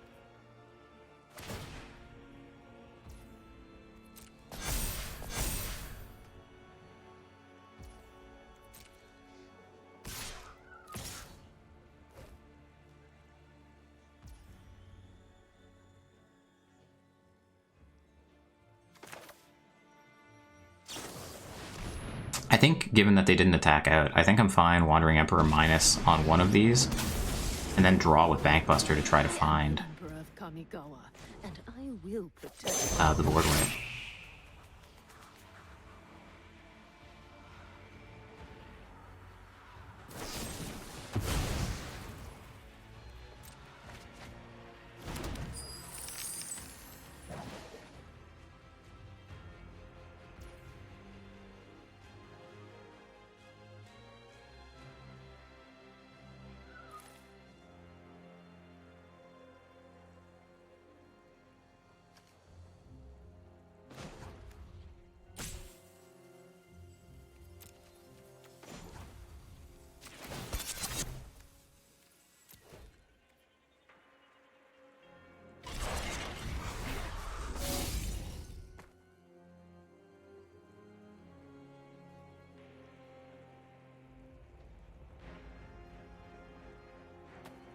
I think I'm fine making this trade as well.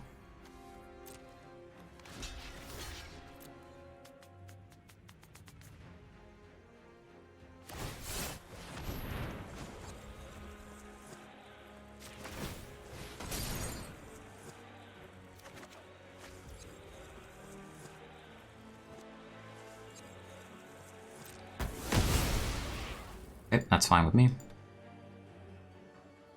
Need to find a board wipe pretty bad.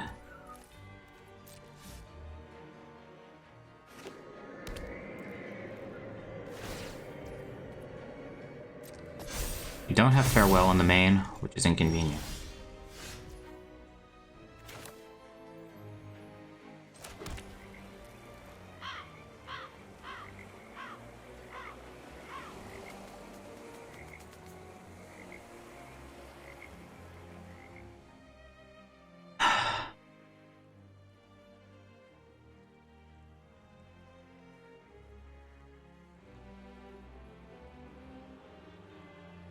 We can deal with both the Wedding Festivities.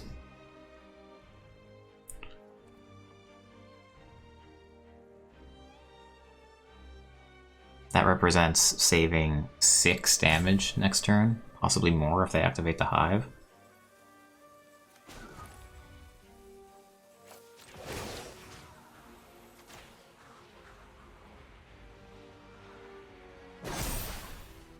I have got new moves to teach you.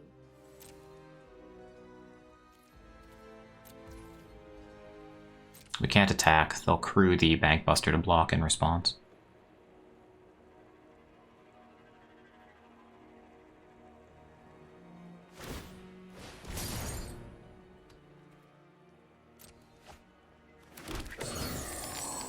Yeah, this just does not feel great.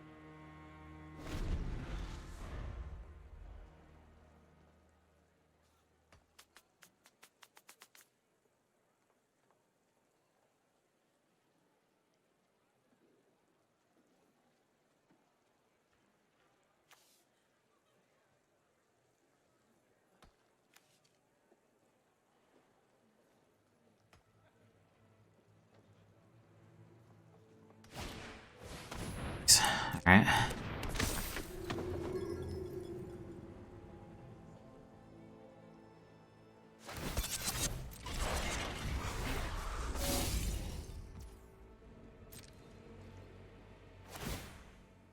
Let's see how we attack, I guess.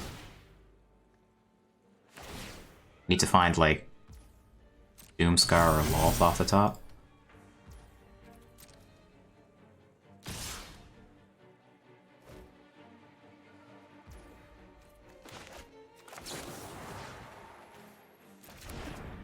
Two, 6. Yeah, there's no way we can activate the Hive in them.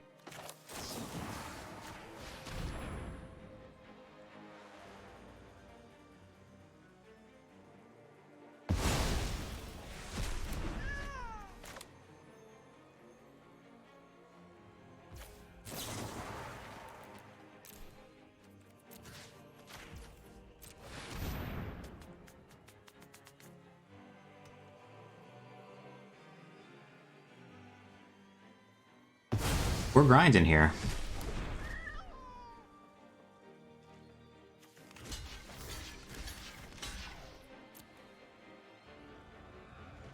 They have the Wanderer, then whatever. Yeah, sure. That's honestly fine. Like, we need to find a board wipe anyway. You started this fight, but I'm going to end it. We've got the edge in this fight. So it's board wipe or bust, I think. We're gonna take 4, 7, down to 8 here. We can make 2 blockers next turn. We'll take 4, 6, 7, 8, yeah. And then that doesn't even count the pumps from the Aspirant or them activating the Hive. I don't think that does it, fortunately.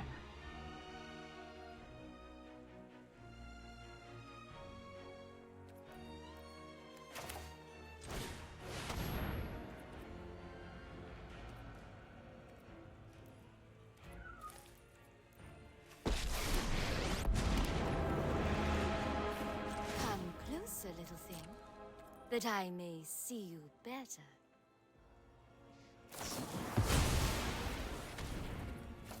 Silent. Lolth? Okay. Oh, you'll fall into my web again. I will cull the wind. Let your blade do the talking. I think we're just dead. Opponent's board's just a little bit too good. We blew this Doomscar early. I do think we kind of had to. But, yeah, we needed another one. Like, they were able to rebuild pretty well. They drew extraordinarily well, too, right? Like, part of that is because they had the Bank Buster and they were able to just go pretty deep in their deck. But these, also, the reason I'm making them play this out is because these matchups can go pretty long, and time can be a factor. Pretty sure we are just dead on board, but in case we're not, we're going to make them take another turn.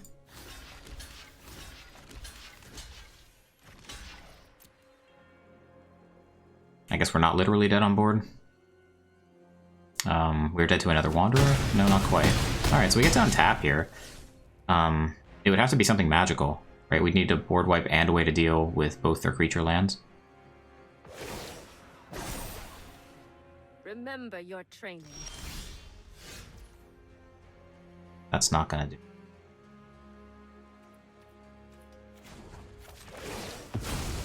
Until next time, then. May your blade strike true. Now we're certainly dead on board, but we're gonna make him do it.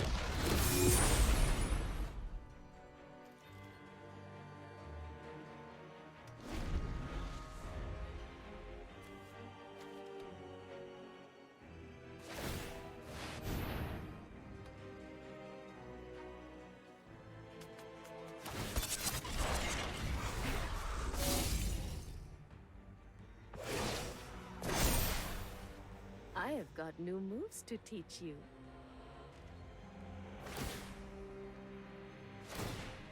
Hey, nerd girl. You've come in just in time to see us get our ass kicked. Game 1.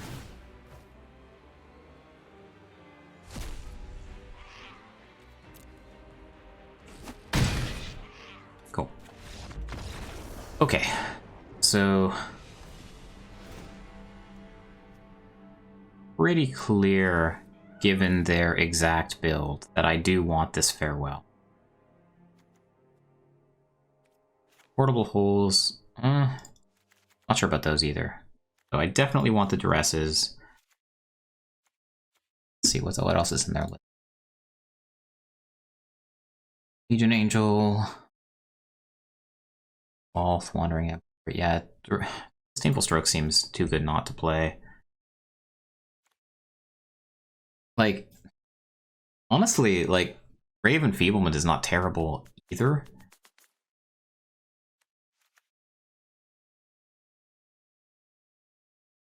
I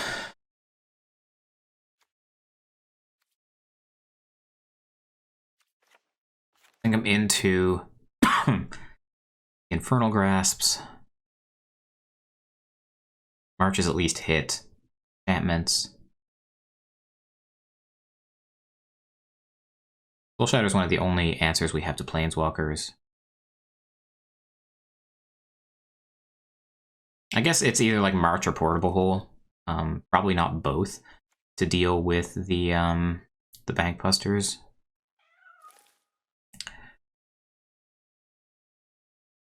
I think I prefer the holes. No, I prefer the marches, right? We can cut those.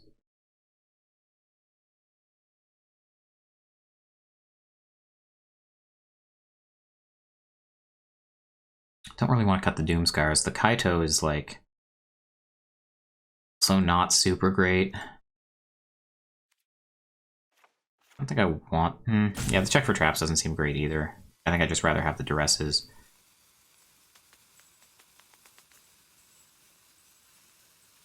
Maybe our plan should be to get to Lulth instead of to Wrath this board. They did also bring in another Wrath. Alright, let's give this a try.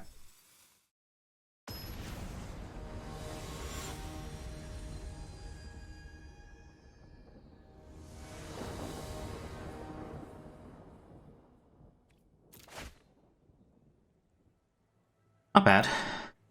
We can work with this. I am going to duress them on one. Okay. Not the worst hit in the world. So they have Graveyard Trespasser and they have double Luminar. Nice draw.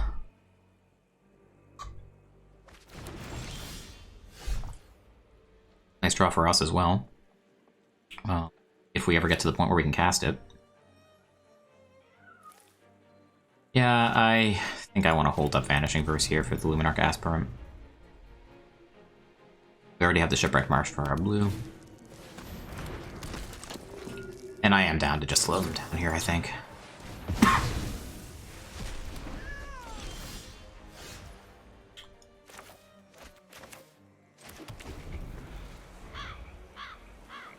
Just need to get to the point where we can cast Farewell.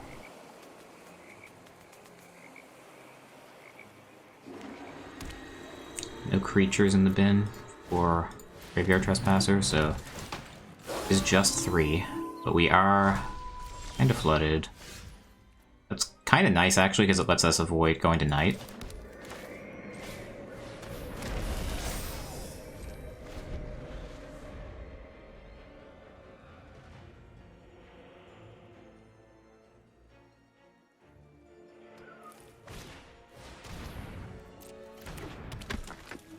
Presumably they pump the Trespasser here, I would think.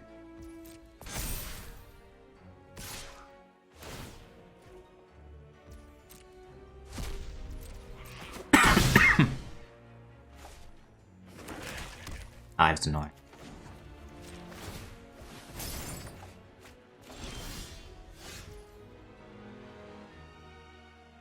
Sure.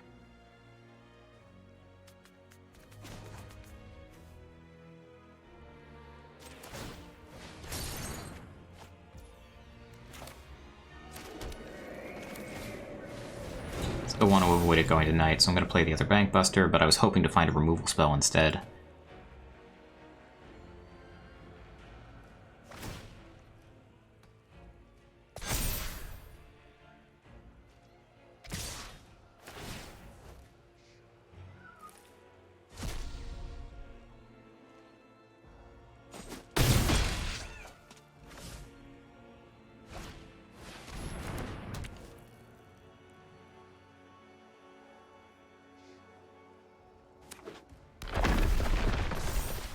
Alright, so...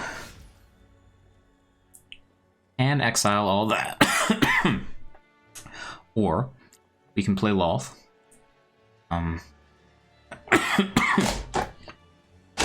If we play Lolth, then I'm going to animate a land, try to attack with it, but we can animate a Bank Buster and throw it under the bus.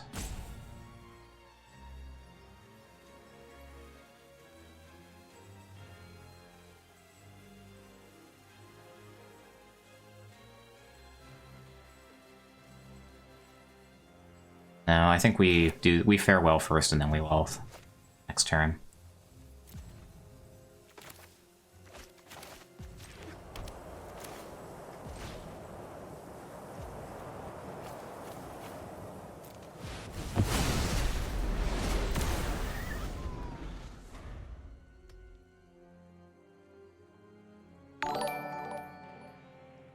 ID 69. Very nice. Nice name. Appreciate the sub. Thank you very much for that. How are you doing today? We are 1-1 in StreamLeague. Back against the wall here in round number 3. Thank you also for the follow as well. What do you suppose this could be? They don't attack. When we're totally tapped out, they say go.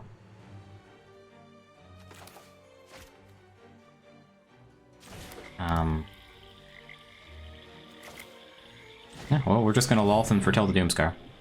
Actually, I'm not even sure we're gonna foretell the Doomscar. Yeah, we are, because they could play like Go Blank or something. You require my aid. I kind of also just like drawing with this instead.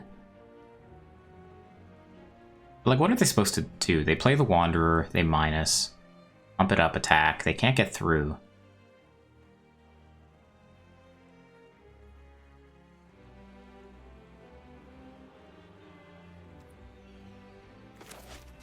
Just because of the possibility of something like Go Blank or Duress, I think I'm going to foretell the Doomscar. And I'm not going to attack.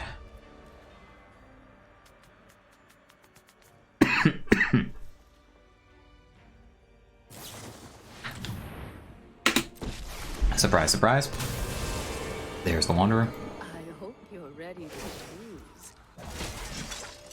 We must protect the people. Must protect the people. That's the one. I mean, in fairness, I'd probably choose to side with the Samurai over the Spiders, too.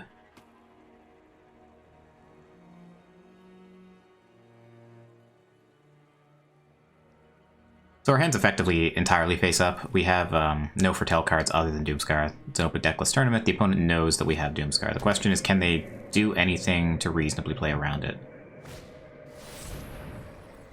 That helps. Them, that is. You win this round, but I'll be waiting. Keep watch for intruders.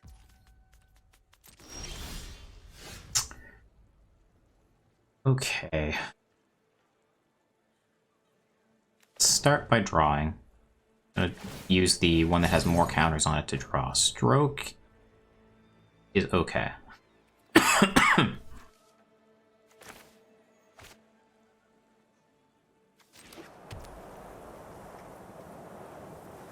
So we'll keep up the, right now being able to crew this threatens to block the 2/2s, and keeping the reach tokens back threatens to block the cave. I think we're in an okay spot here. Just say go.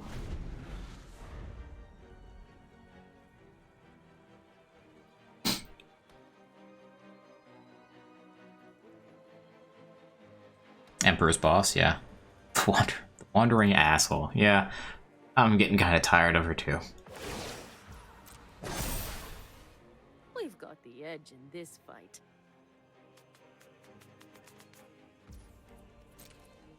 This is the reason that we drew off of the one that had more counters, because I feel like this one is in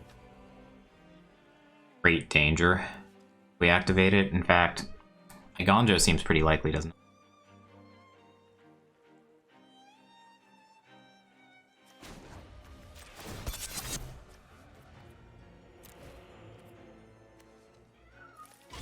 Gonjo seems more likely than like single target removal.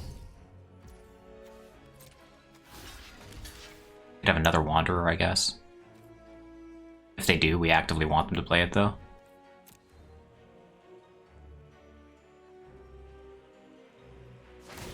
Yeah, that makes sense.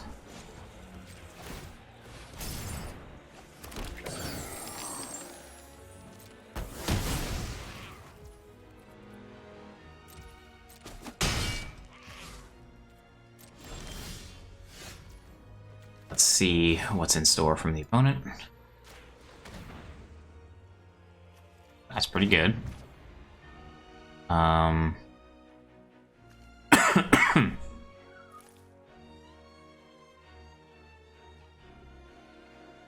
Don't think I'm into wrathing this board quite yet. I draw Lolth, that would be a pretty good reason to use the Bankbuster now, but then I can't block with it next turn. I do think I want to block with it next turn. Let's just play this land. Play slow. Still going to get to draw off it no matter what. Lolth next turn, we have this much mana, is not that much better than a Lolth this turn.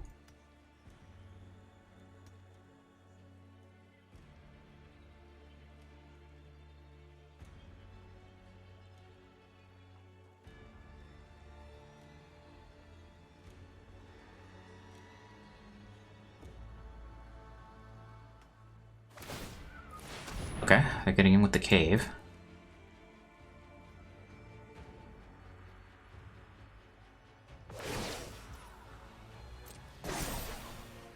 Remember your training.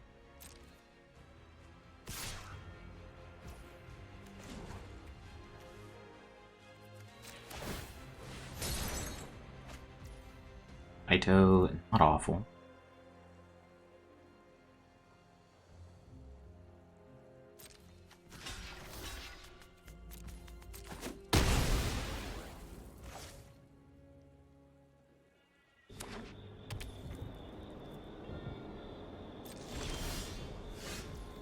Also really, really good. So that'll deal with the cave should they animate it again.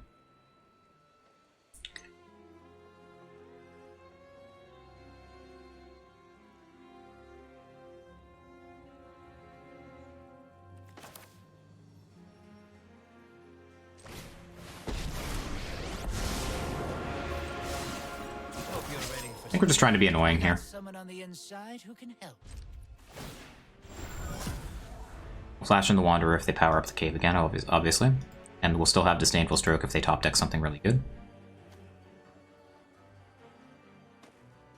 Clock situation is starting to get down there, but we need to win this game. At some point the opponent can pivot and do to us what we did to them last game, just stop playing and make them win.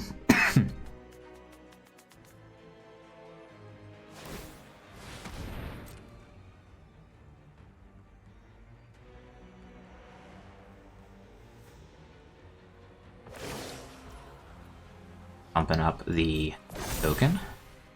We've got the edge in this fight. Seems fair to me. I'm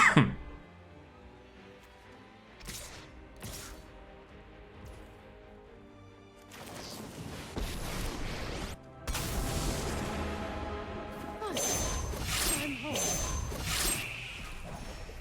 You're done. The world where we want to trade this Bankbuster for this instead of the 1/1.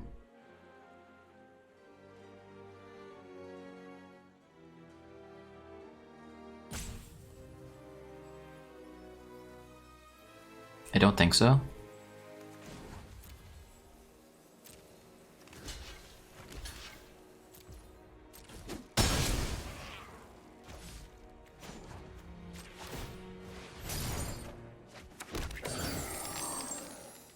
I probably should have waited until after I Doomsguard.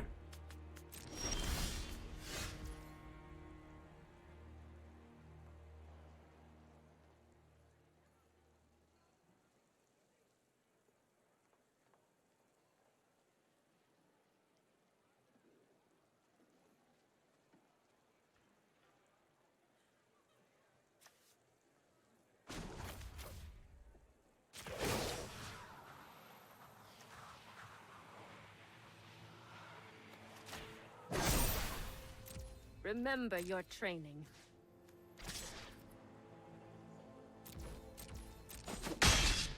You're going to rest in pieces. Now, what do we have here?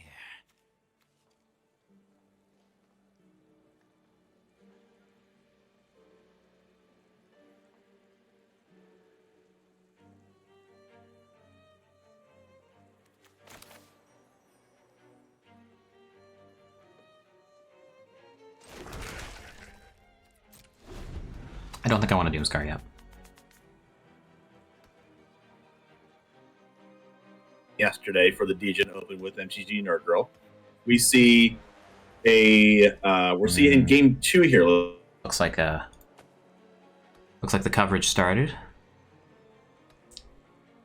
Hi everyone.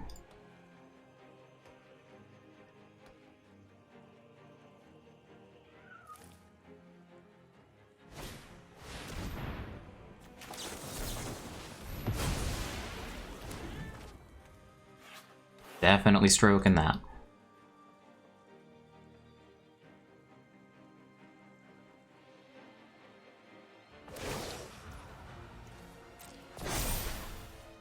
I have got new moves to teach you.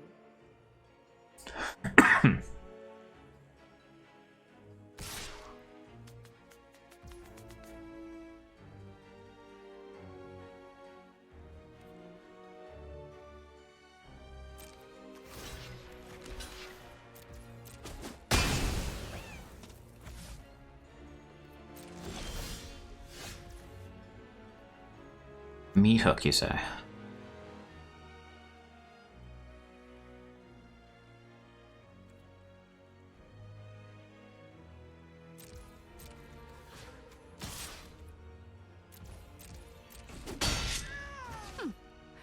Watch out. I never give up. Thanks. Hey, the game's trying to tell me something. Now,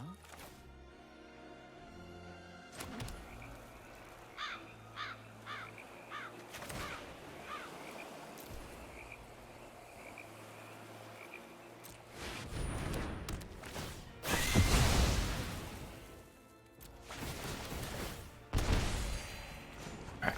And now we have to start playing faster. Guards, to me.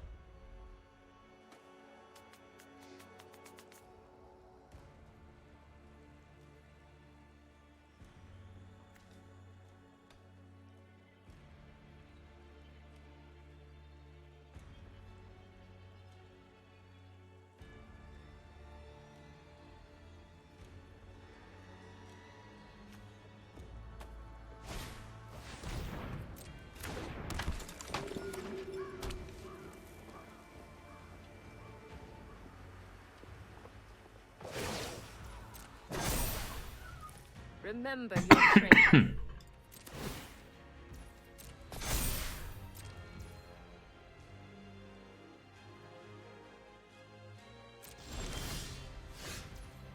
That's really good.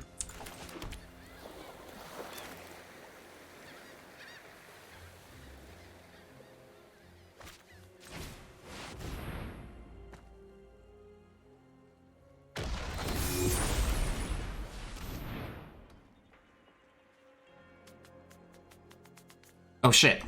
Damn it. I didn't mean to do that.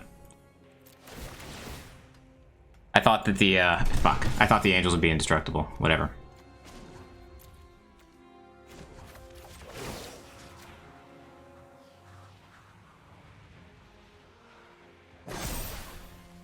We've got the edge in this fight.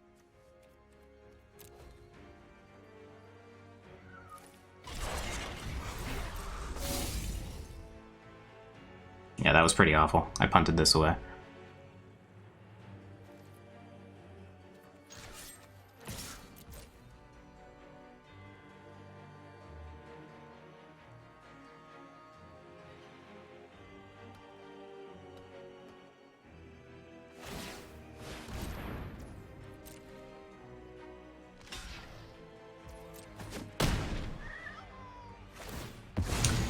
Yeah, hopefully we can still win this. now this is a juicy secret. where they top deck like Loth or something.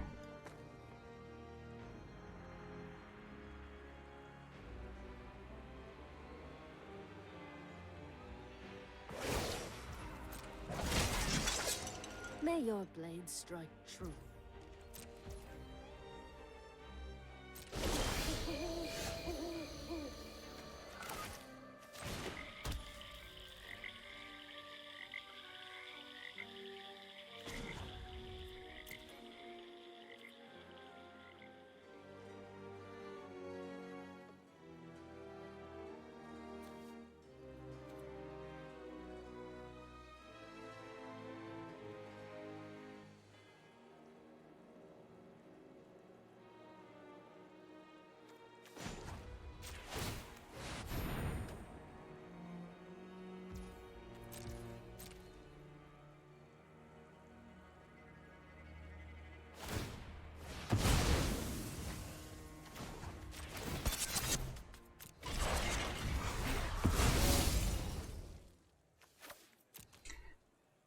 Gotta go fast.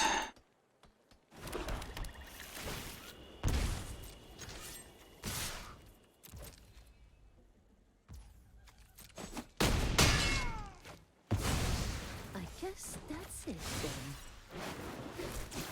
I know something you don't know. Guards, to me!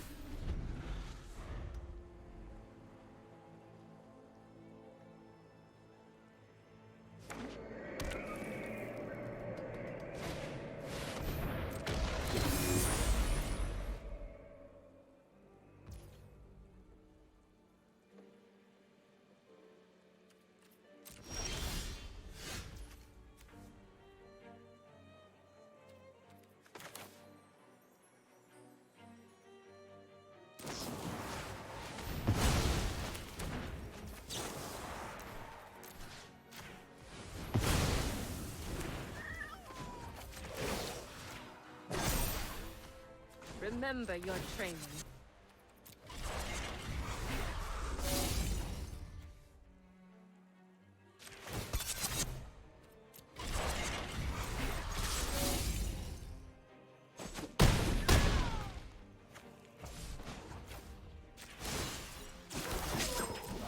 Our eyes are everywhere.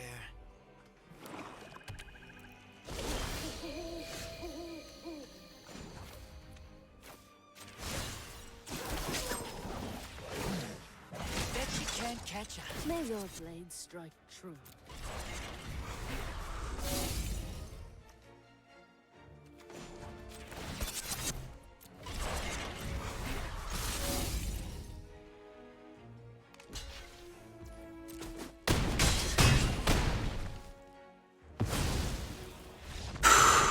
Okay.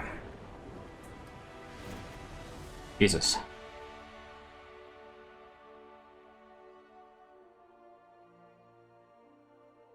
Okay. So 7.5 minutes on the clock to their 12.5. We are on the draw.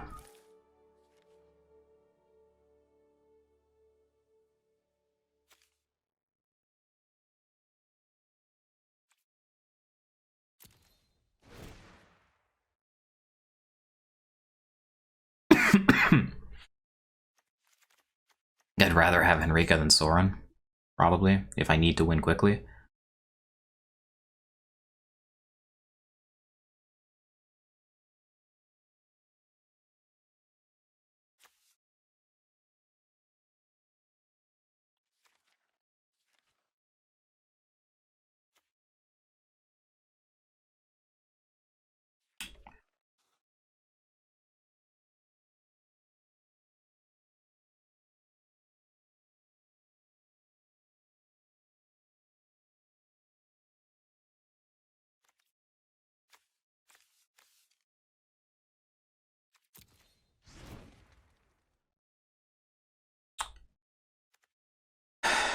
Okay.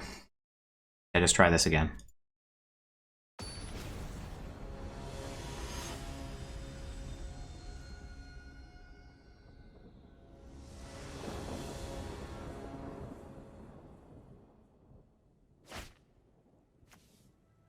Yeah, we'll keep this.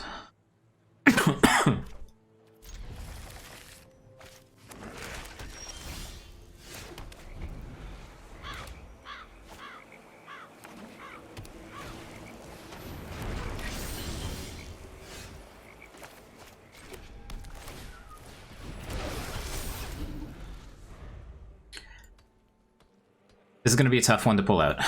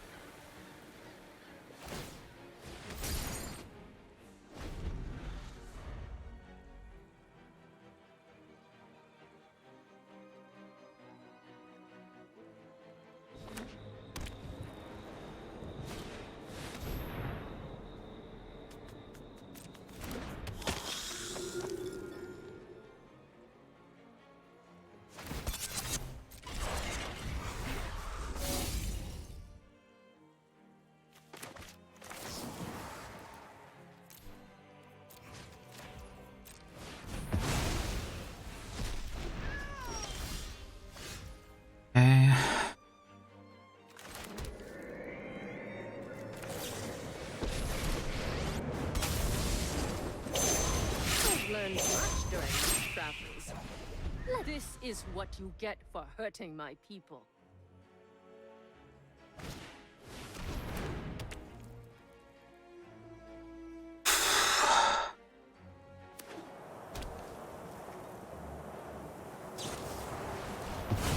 Until next time, then.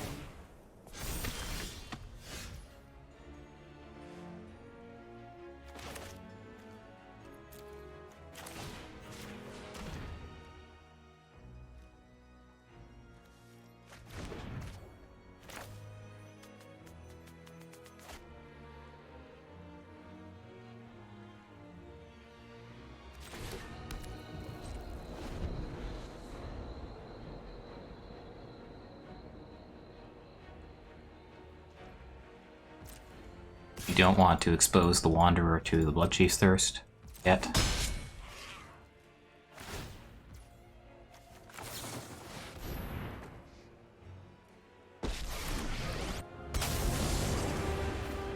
I'm not overconfident. You're just underwhelmed. Let your blade do the talking.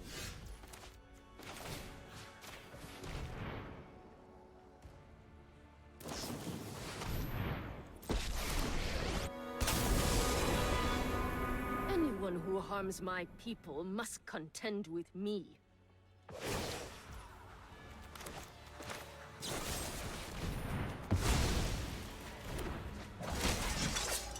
May your blade strike true. Guards, to me!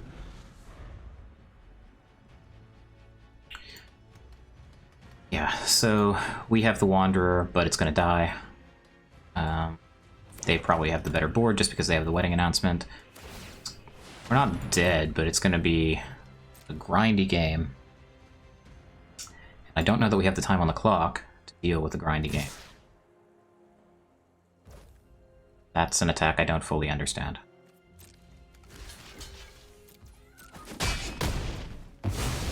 I'm never done. Oh, they want to draw a card off the wedding festivity? Sure.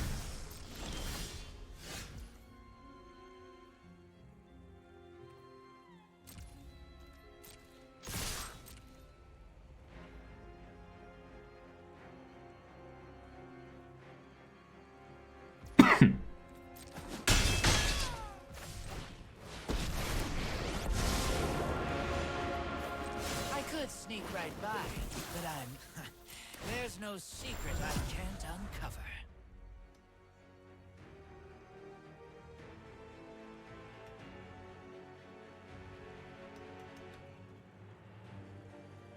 Or I'm not talking at all. Kinda need to focus on just playing super quick.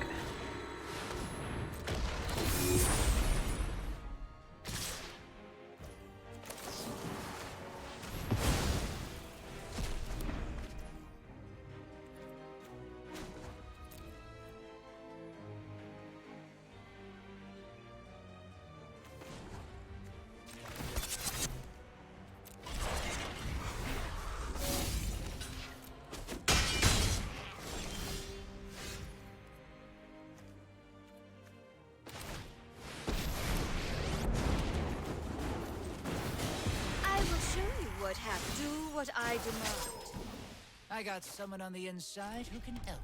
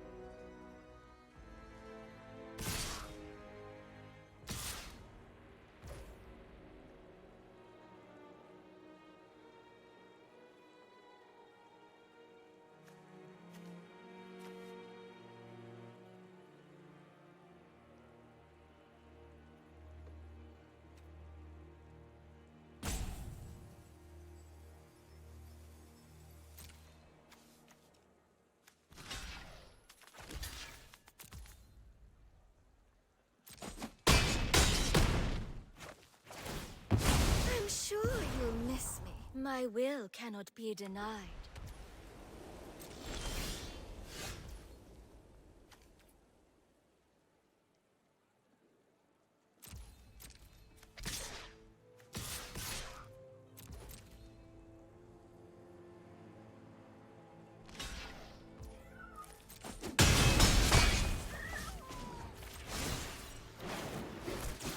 Thanks. I'll be taking that now.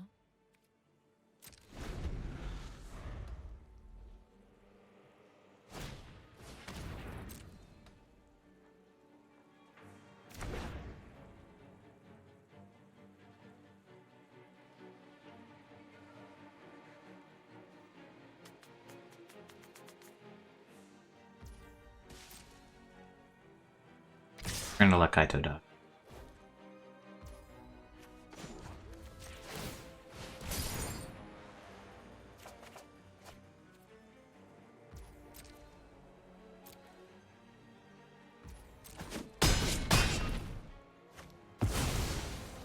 The fun just started.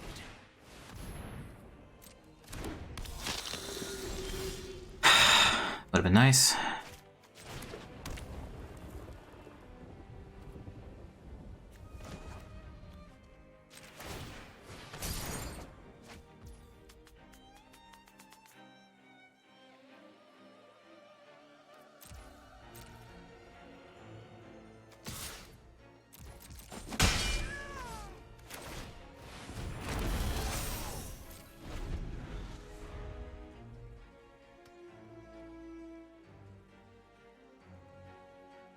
Trying to find like a Marius call.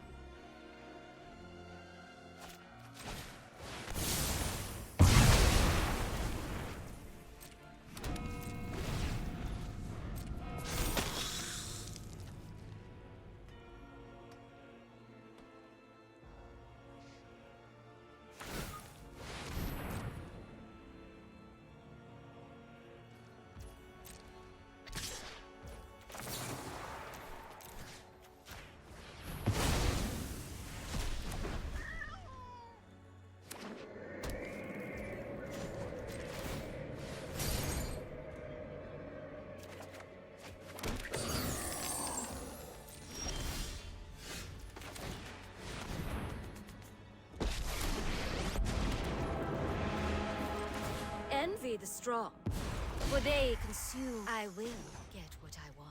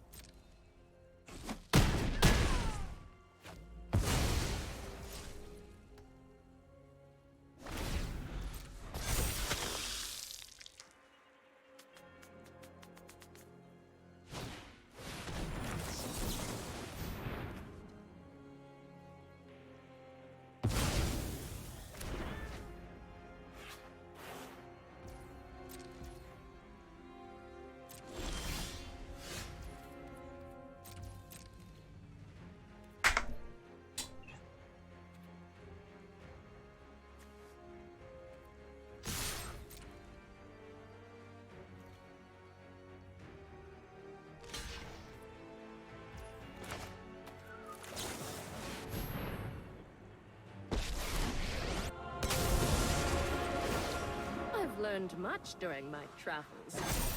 Let me show you. Strike fast and strike hard.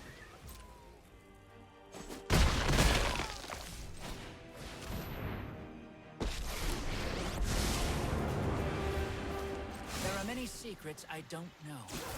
Not for long. Our eyes are everywhere.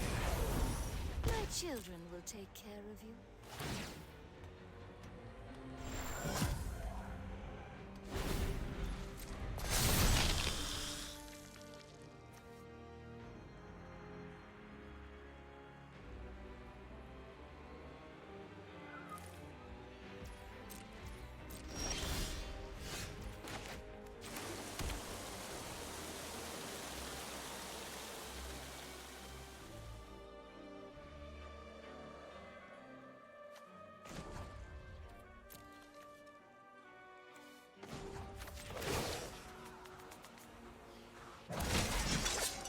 Keep watch for intruders.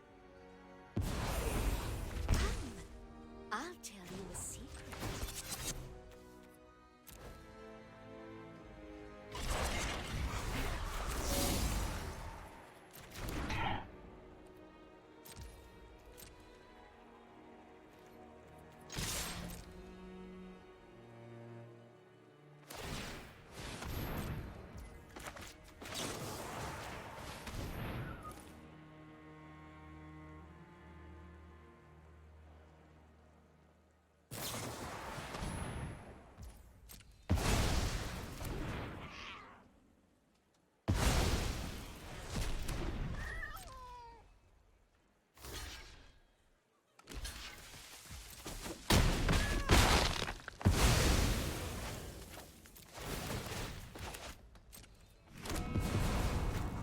We will slay our enemies. My children wrench their hands. Aren't I the genius one?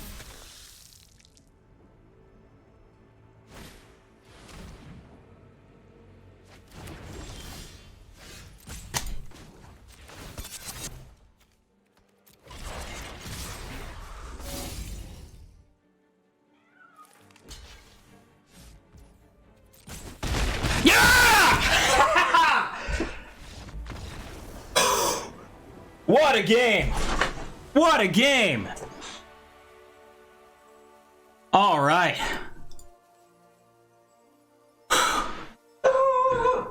That's right, Hammy. Woo! Oh yeah, that's the stuff.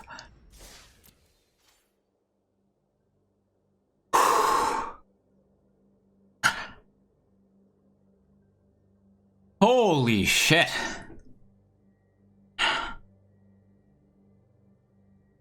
Oh my god. Yeah. Yeah, that was a game of Magic. There is no universe where that wasn't the last game, right?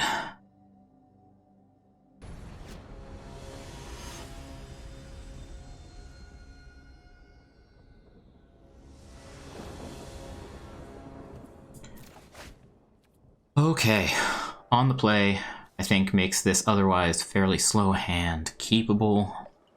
Opponent doesn't really seem to be doing much on turns 2, as far as I can tell, although, truth be told, I don't know a lot of what these vehicles do. Opponent mulligans, that's great.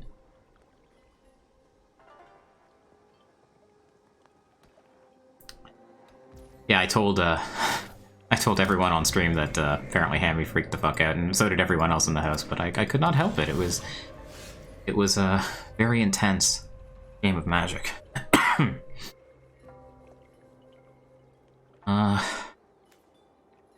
I do this, it denies them the information. Maybe we still have a Doomscar. Just can't foretell it because we have a tap land.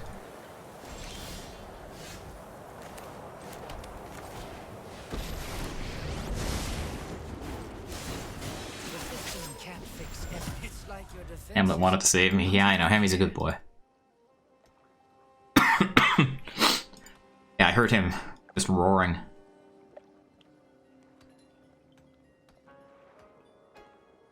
When I'm streaming in my own place, I can be as loud as I want.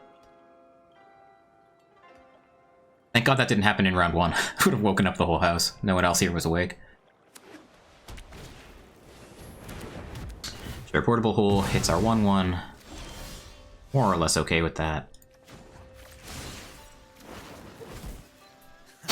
Bunch of flood here. Secret I can't uncover.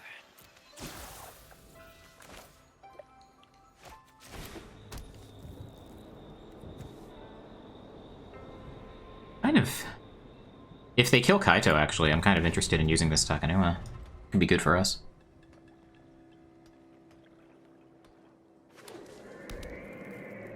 Is it the 4-mana Say Go? It's a vehicle with Menace. Deals twice per vehicle, so it's gonna kill Kaito. Kind of fine. Oh, there will be a next time. We'll just get him back. Ooh. It's interesting, right? Do we want the Wanderer then? I think the Wanderer's a little better.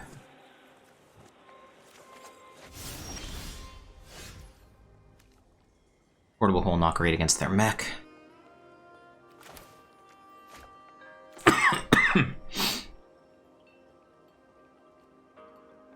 I think I want this on black.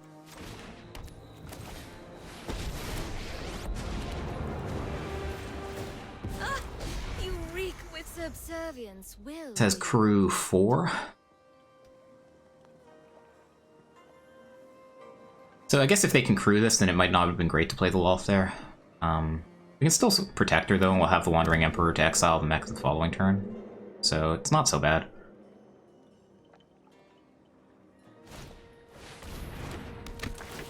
Alrighty then.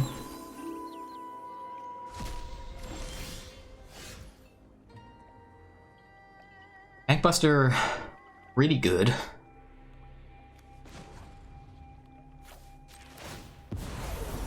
It's bold to bargain with me. Doomscar also fine.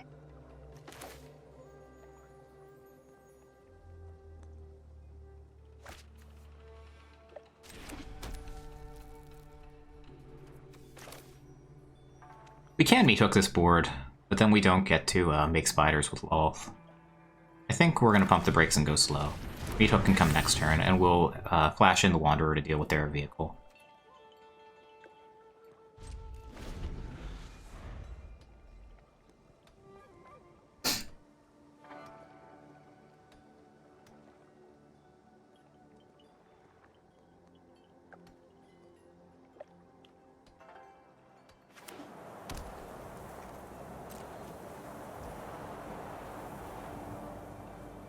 They know we have the Wanderer, so they're not attacking with the mech.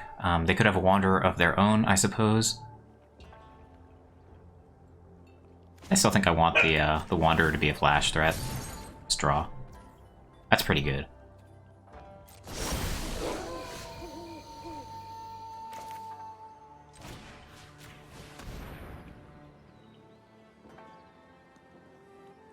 Can't stay away.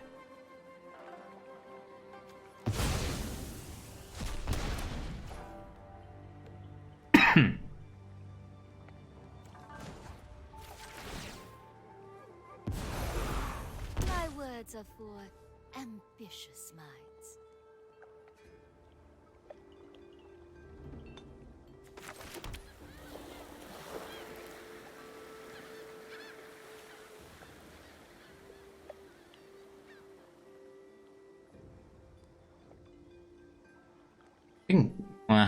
We can get frisky with the 2-2, with the 2-1, but then they just have Iganjo. I guess we're just saying go.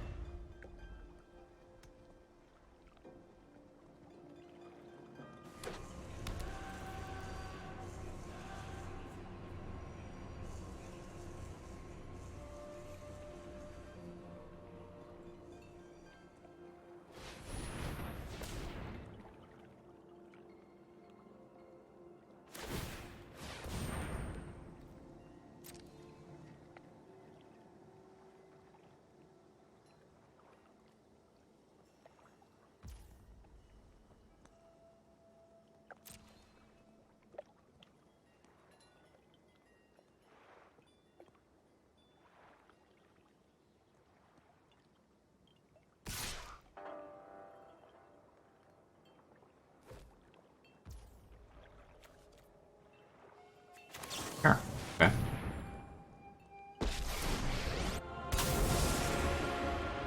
I'm not overconfident. You're just underwhelmed.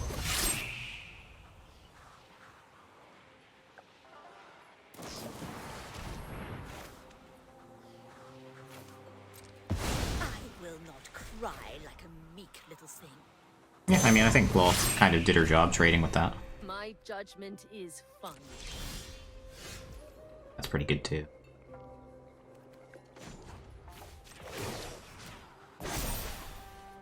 Remember your training.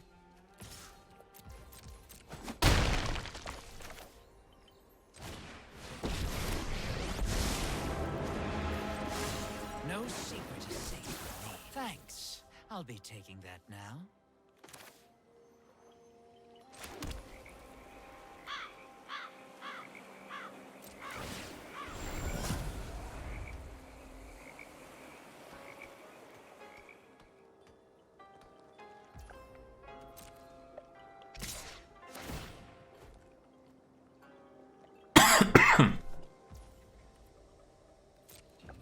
No creatures to exile. I guess I'm down to actually draw now that they've attacked. See if we can save the spider somehow. That's pretty good.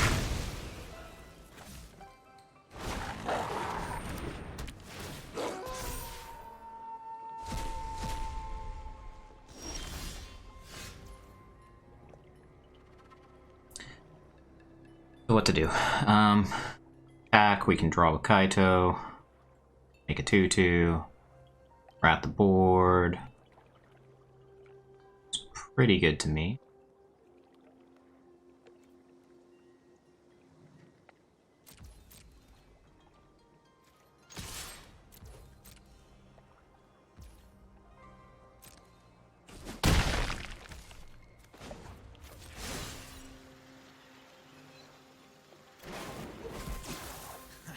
There's no secret I can't uncover. We have 4.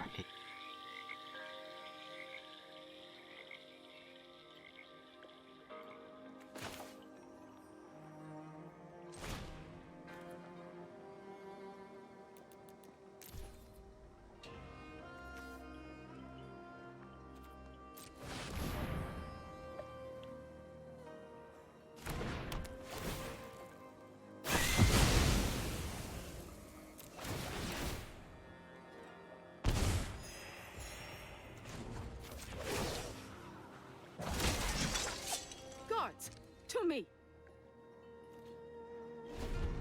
This feels pretty good. Don't Doomscar after the Angels, yeah. No, I've learned my lesson. But, like, the truth is, if I hadn't made that play that quickly, then I probably would have run out of time last game. This is like a weird brew. It's got, like, some of the Orzhov control elements, but there's no... Like, there's 3 copies of the Wandering Emperor, and that's it. So I feel like it's much more of an aggro deck rather than a mid-range one. It's just hoping that their vehicles can dodge. We do have a pretty good amount of removal.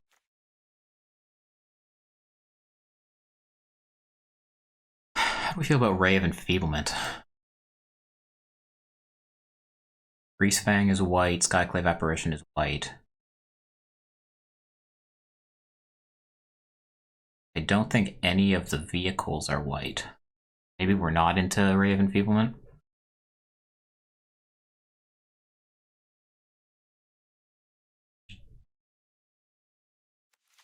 Brook seems reasonable. Portable Hole. I don't think it hits really much. It hits the Bankbusters, I guess. Honestly, like, this entire deck feels pretty good against them. It's hard to say what to take out. Soul Shatter feels kind of medium. Instant speed removal at a premium. Keep that for sure. I guess in the aggro matchups, the vehicles are not as good. Sorin is probably a little slow against them as well.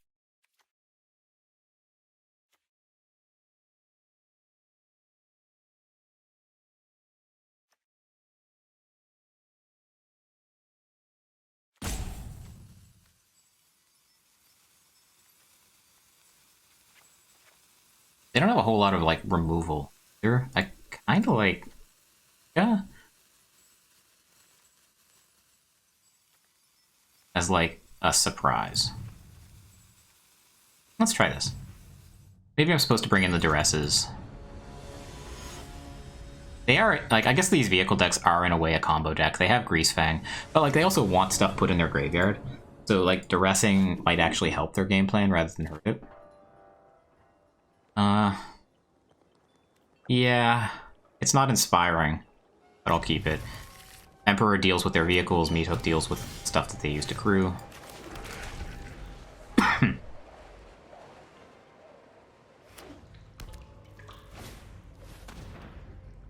Okay, probably Emperor then. We have 2 board wipes.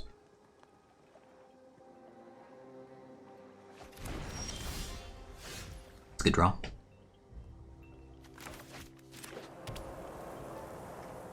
If we don't foretell the Doomscar, they know something's up, right?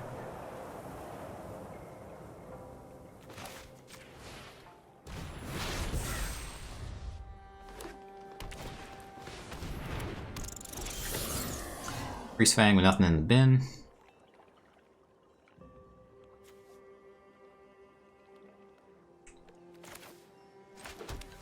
I feel like we kind of have to spend the Doomscar on it. Vanishing Verse doesn't hit it, and if they have any way to, like, put a Chariot in the graveyard... Just get it back for...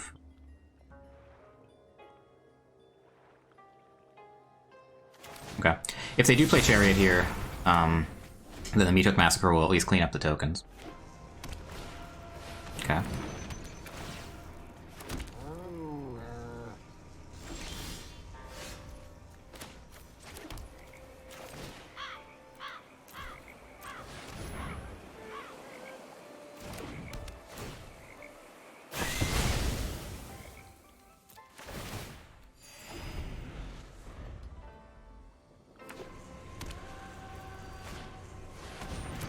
Was predictable. Chariot is the hardest card that they have for us to deal with.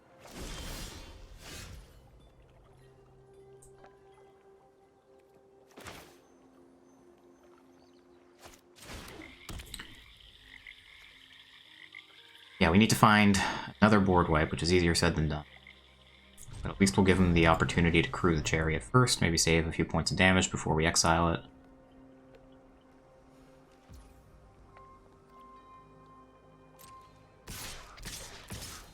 Oh, they fear the Wanderer. Guess that's why.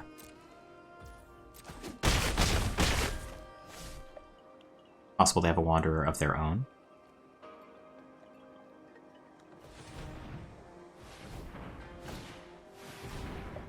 It's a good card against us.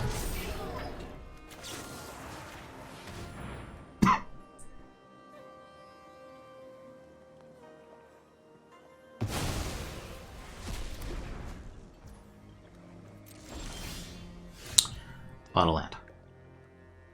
Not gonna lie, that's a lot of land.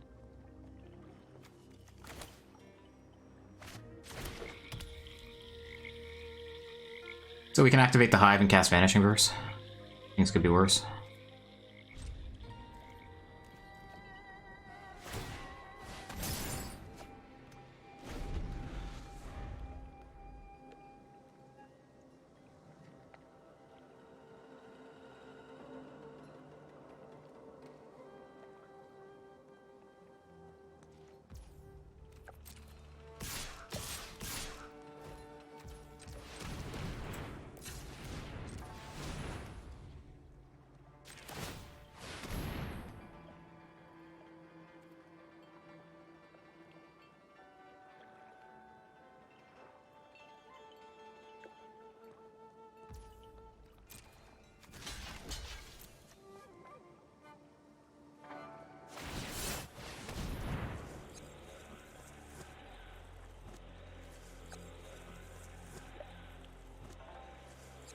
I feel like we need to find a board wipe, or we're dead.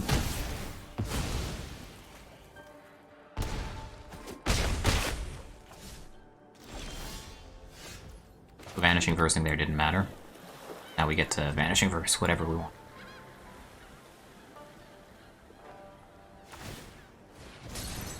We need to find Farewell.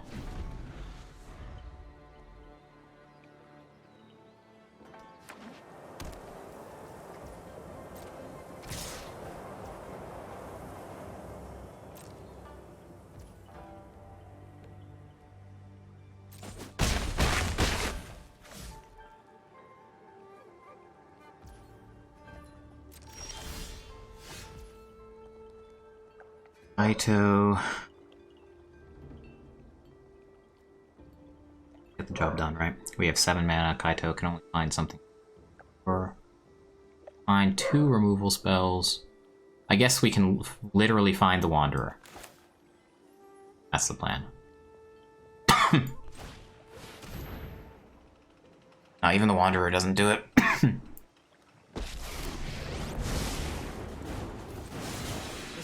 Can't fix everything, but we can. I know Right, something I mean, you don't know. An awful lot of flood.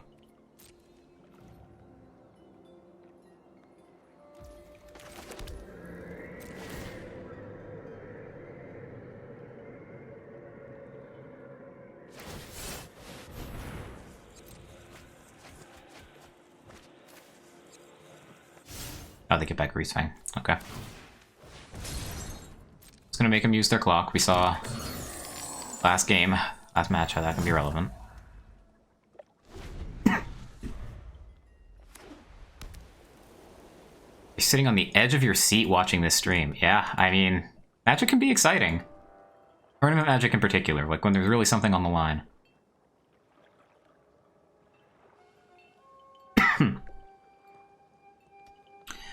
We're just gonna make them go through the math of what could I have? How do I lose this game? We are super, super dead.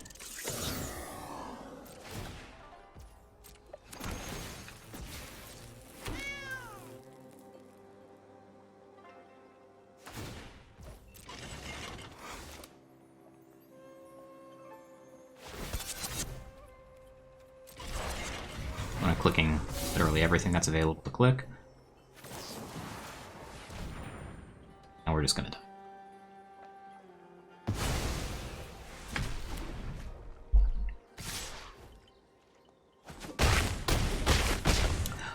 Okay, off to game 3. I feel like I didn't board correctly in game 1. Because I just don't know. I don't really know what to do against this deck.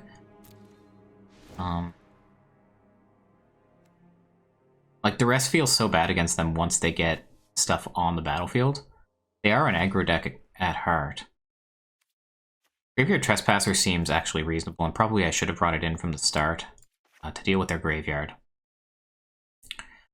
I don't think there's a world where I don't want all the board wipes at this point. I think I'm just going to treat this like an aggro deck that just has, like almost like mono green. Like basically an aggro deck that's running Chariot as its sticky threat.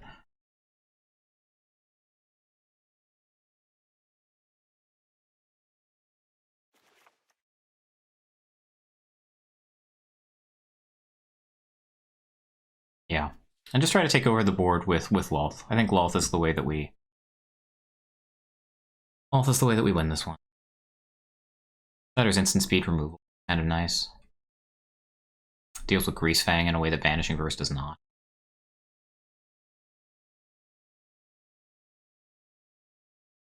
Portable Hole seemed kind of mopey. I think I'm down to bring in Soul Shatter instead of the Portable Hole.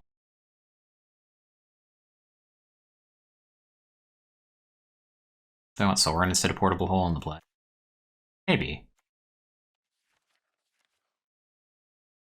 I don't think so. I think I'm okay with this.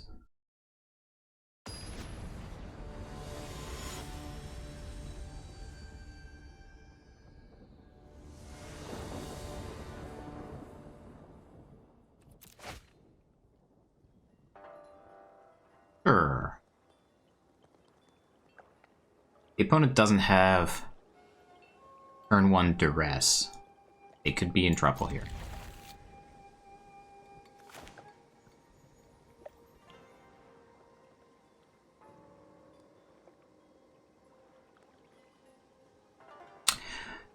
In case we need to play turn 3 Doomscar, we want to get our white source in play. Others. So, if we play the Hive on 1, then In order to foretell Doomscar on 2, we need to play the Pathway.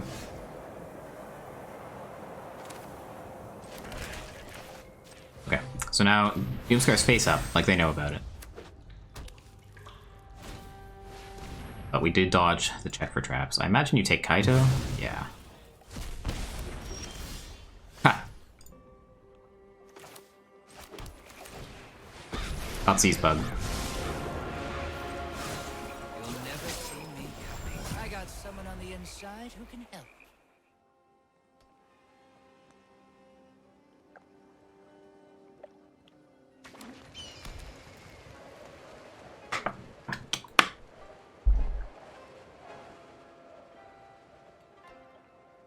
I feel like a surprising thorn in their side, especially given that we have the March available.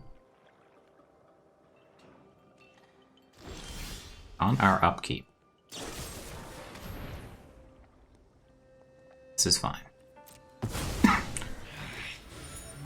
It is interesting they let us untap. Don't exactly understand why.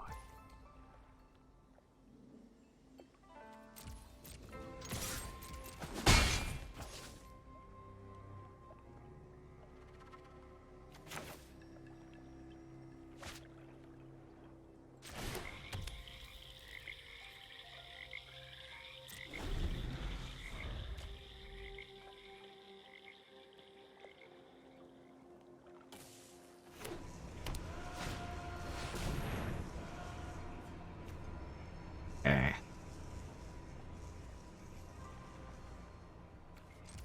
Let's see if we can find Disdain.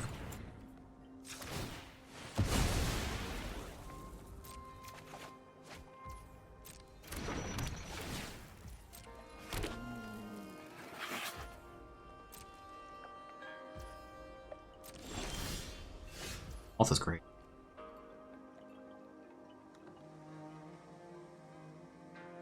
I was thinking we were going to have to march away the chariot. But, like, all Doomscar makes spiders is also real.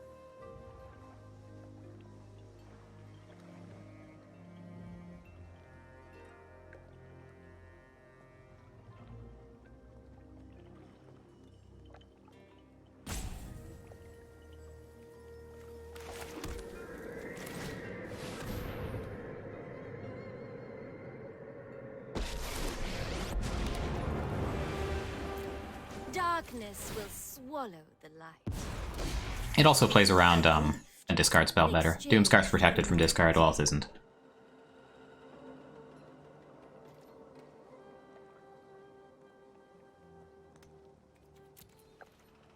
And we're just going to keep the 1/1 back to defend Loth. There's no reason to try to get in for chip damage now that Kaito's gone.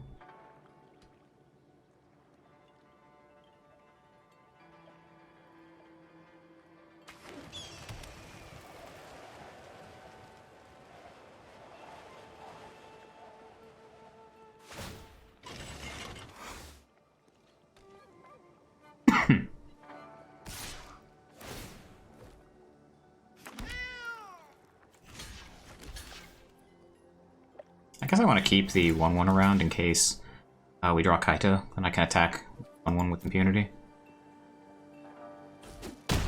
Maybe I probably should have double blocked. Although the fact that they attacked the chariot into those 2/2 tokens probably means they had an answer, like a Ganjo or something makes sense. Vanishing Verse, sure. To the abyss. Aren't I generous? Okay. And now... I mean, this is interesting, right? Like, we can just Doomscar this board. And then hold up Soul Shatter to deal with the chariot.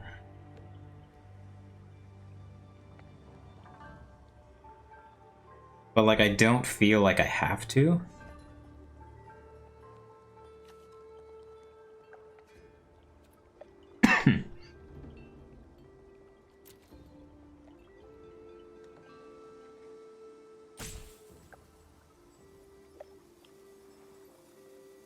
Yeah. I think we just say go. They need to commit a little more to the board. Ideally, like, we spend this turn just exiling the chariot.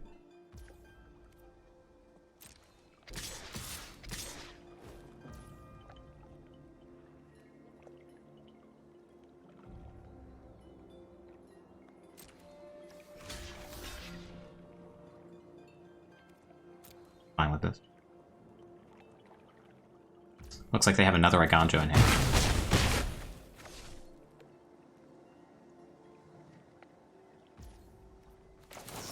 Let's see if we can get rid of Chariot and draw the land we need to cast a Myriad Spell next turn.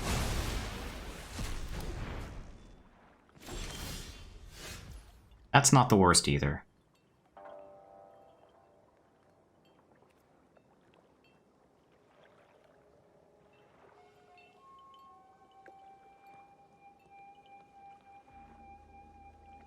Yeah, let's just do that.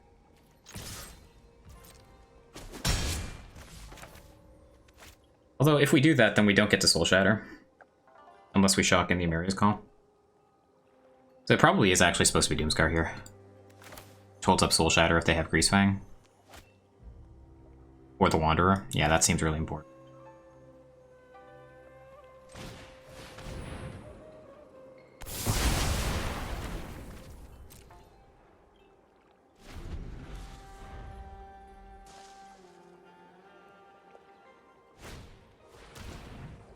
Shit.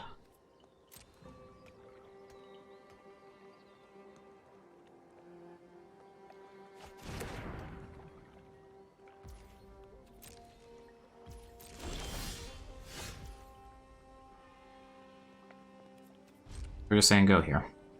Can't really afford to attack with the Hive, I don't think.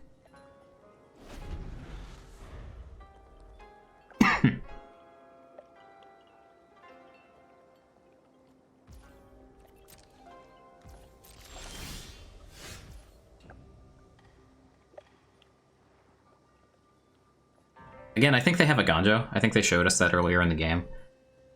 When they paused after blocks that one time.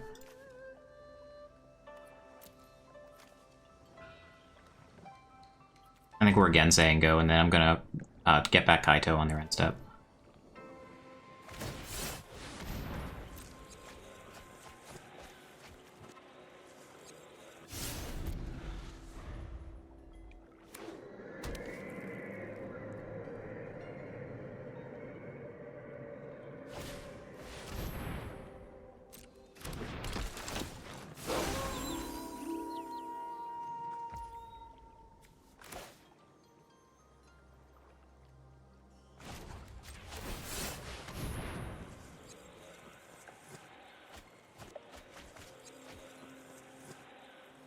Okay, change of plans. I'm gonna get that Wanderer back.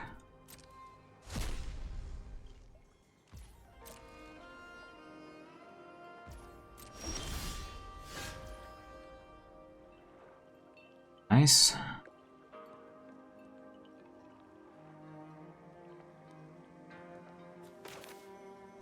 think here we just play Kaito, hold up Soul Shatter again. Powerful won't help. I'll do it myself. Bet you can't catch us.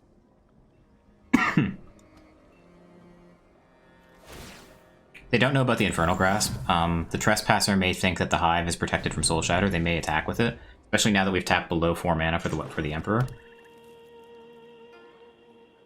It would be really nice if we could hit that with Grasp.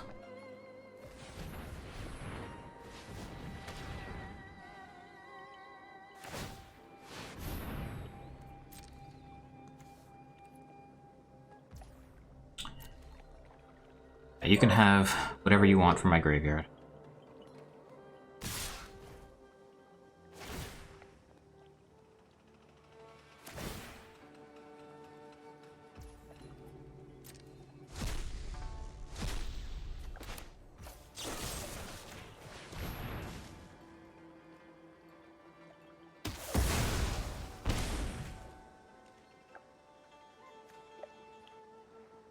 Have they cast a spell this turn? No, they just fired up the Hive, so it is going to go to Night.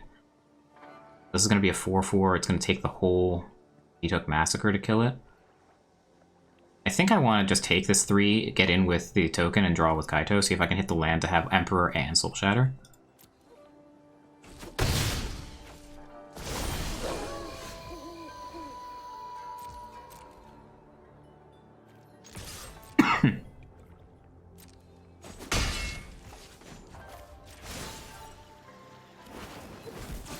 Thanks. I'll be taking The 1 of Portable Hole. Doesn't hit anything.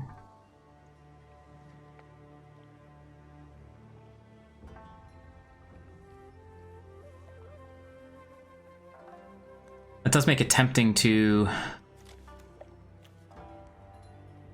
Does make it tempting to Wanderer and pay the ward cost with the Portable Hole. I think I'm into that.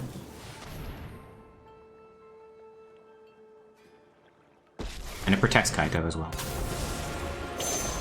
I hope you're ready to lose.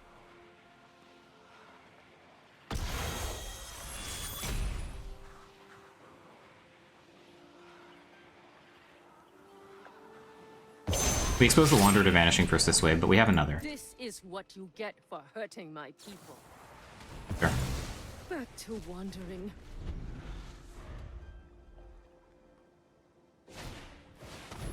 Okay. It's Kaito. Oh, there will be a next time.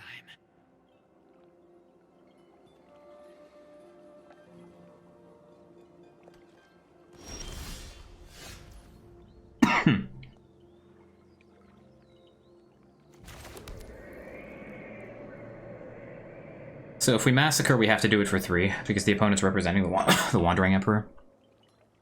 And they could pump the Apparition in response, which would take down the shields on Soul Shatter. Alternatively, yeah, we attack with the Hive, we take the shields down just the same.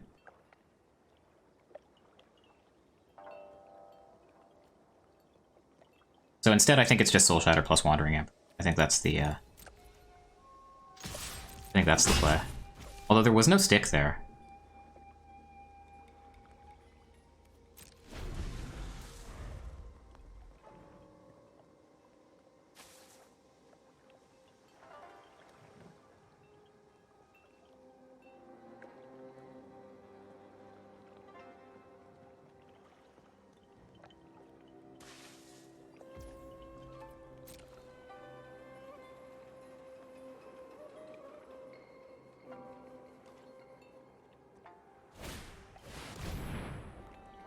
Okay.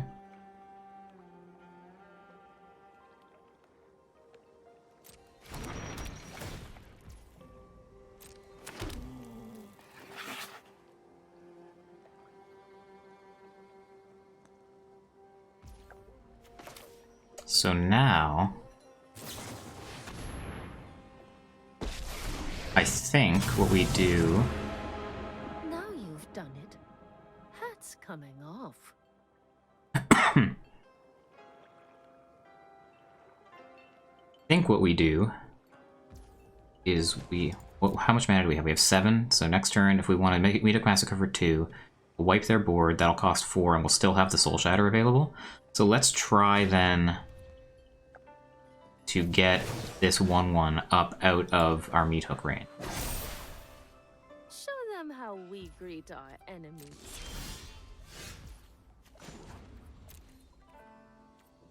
Although I suppose we can't, right? So maybe... Like, we can, but, like... We could also just, like, minus the Wandering Emperor after the Meat Hook Massacre. What's better? We can either have a Wandering Emperor that's on 5 with a 3/3, or we can have a Wandering Emperor that's on 3 with a 2/2. I think the decision is clear.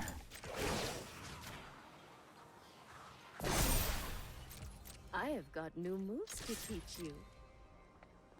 This can't be blocked, importantly, otherwise it would allow them to throw the Skyclave Apparition under the bus.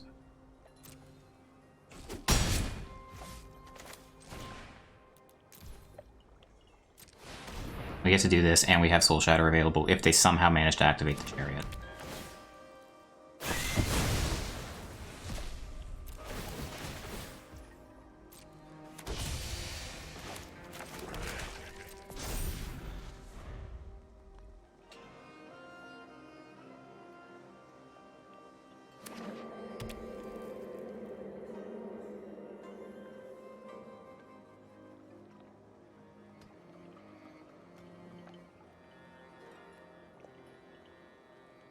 I think another Chariot is what makes the most sense. Given that, like, the Meathook Massacre plus the Soul Shatter was pretty clear to see. Okay, so they're gonna hit our Wanderer, which I think is fine.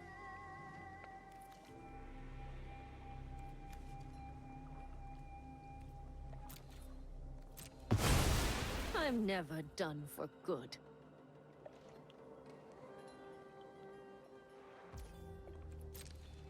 And now I think I actually do shatter this apparition.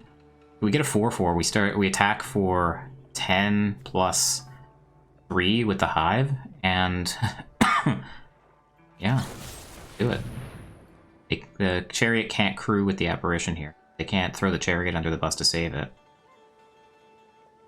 You need, I guess they would need Wanderer minus crew the chariot, but in that case, they lose the chariot or the Wanderer.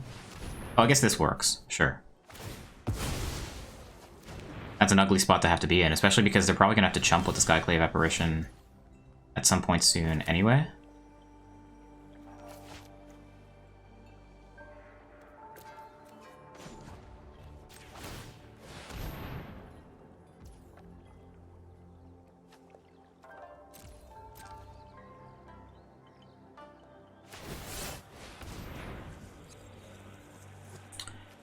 Bit of a punish for not playing the land pre-combat, because then I would have been able to activate this one.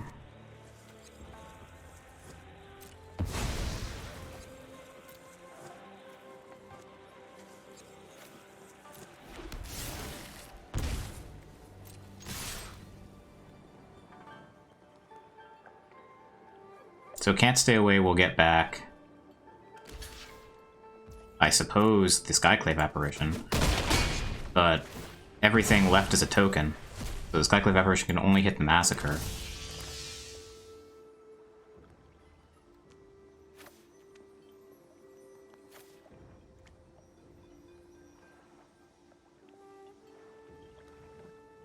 Don't think there's a reason to play this land.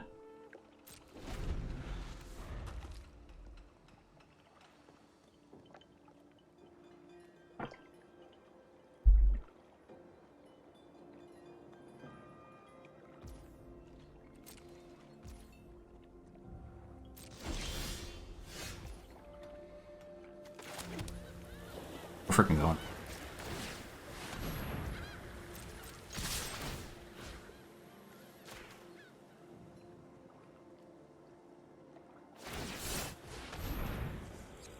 Like we got there. Whew. All right. 3-1, ladies and gentlemen.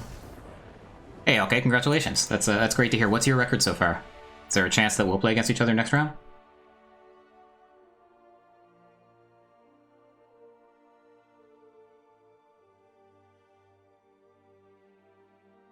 You're 2-2. Okay. So I'm 3-1, which, let's see.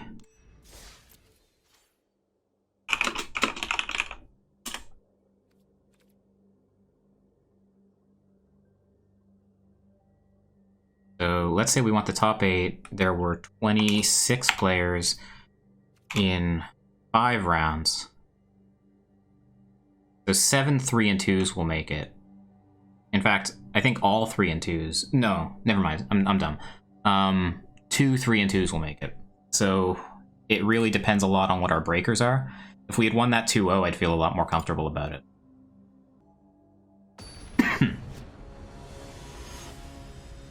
So this is round 5 to play into top 8. We are up against a mono white player, Andrea Del Moro. Pretty much a bog standard mono white list. With notable inclusion of Ao the Dawnsky, which is the new Kamigawa dragon. Bankbuster terrible in the matchup. Wandering Emperor, of course, pretty good. Doomscar pretty good. Soul Shatter serviceable. It's basically murder. The question is whether they'll have Thalia. They have mulliganed, so Doomscar might actually get cast on time this game. That would be something.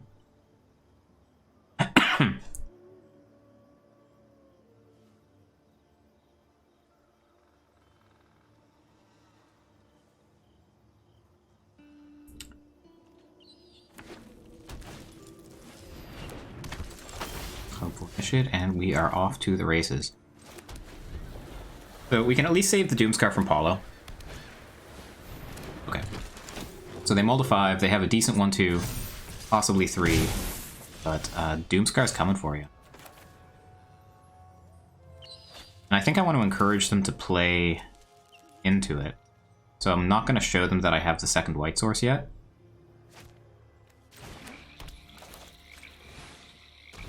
Again, Doomscar the only Foretell card in the deck, so it is totally face up here.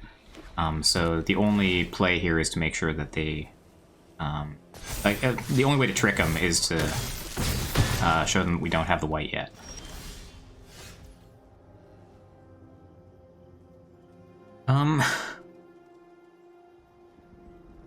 I feel like Wandering Emperor is the most likely next play out of the opponent. I want Soul Shatter for that. Like, in theory, we could hold Soul Shatter, hit the Aspirant on their turn, take another 2. But I don't love it. Are they playing Valorous Stance in the main? They are playing 2 copies of Valorous Stance. Maybe that is a reason to do that. If we do that, we Doomscar away only 1 thing, which is kind of sad. But they did mull to 5.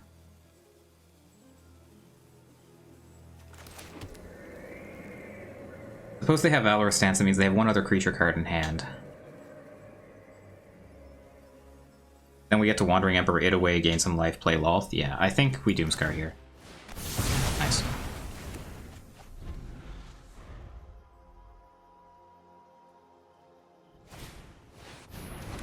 Okay, so Paulo, I assume, hits...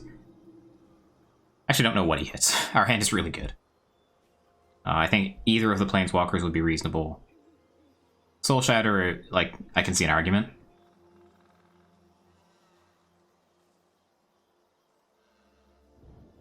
Lolth is just going to be practically impossible for them to beat. Wandering Emperor is also a house. You probably take Wandering Emperor and hope you draw another Spellbinder off the top to take the Lolth the following turn.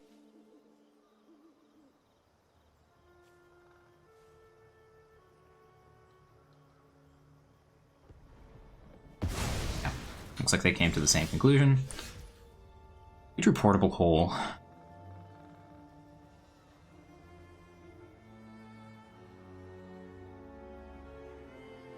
So I'm like torn here between playing the Bankbuster and drawing a card or just Soul Shattering away this 3-1.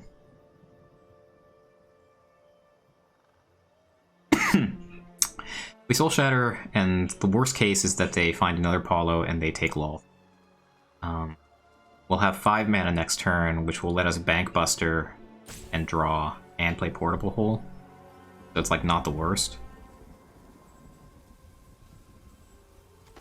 Let's leave it on them to keep the pressure up. Also, they know about the Soul Shatter, so they're unlikely to play into it. And let's play this on White and Seiko. There's Thalia. Thalia pretty good. We do have the answer in the Portable Hole.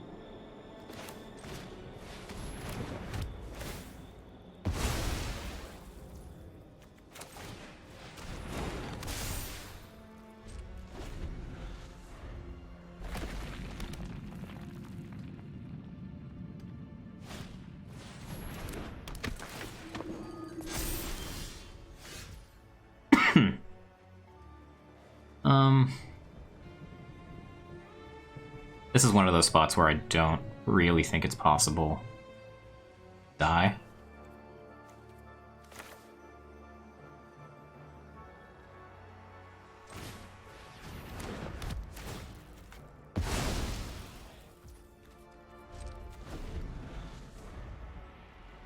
They know we chose to play Portable Hole instead of the Lolth, so if they're smart, they know we have something else to do with our mana. With luck, they might just think that we're holding up the Bankbuster activation. Yeah, we're thrilled if they attack with this Crawling Barrens here.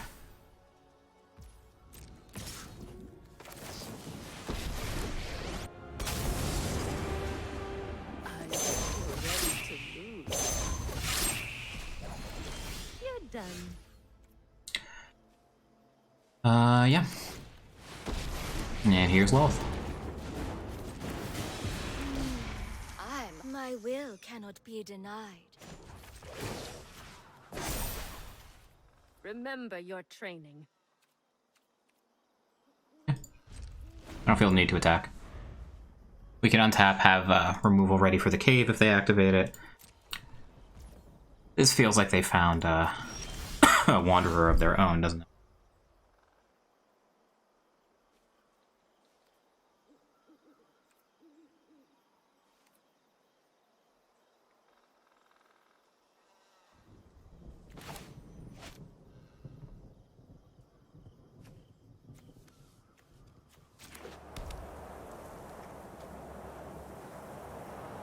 So if they play the Wanderer and try to make a token, I guess these have Menace, so they can't do that at all.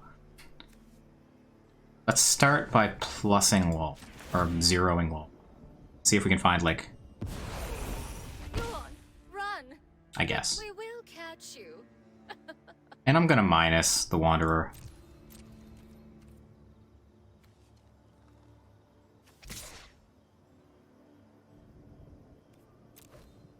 I'll keep the reach creature back. Feel the energy of battle, then guide like water.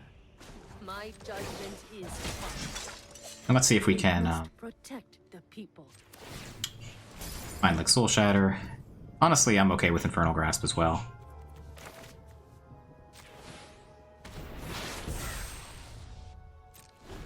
So they have a Wanderer of their own. That's going to be somewhat inconvenient to deal with, but...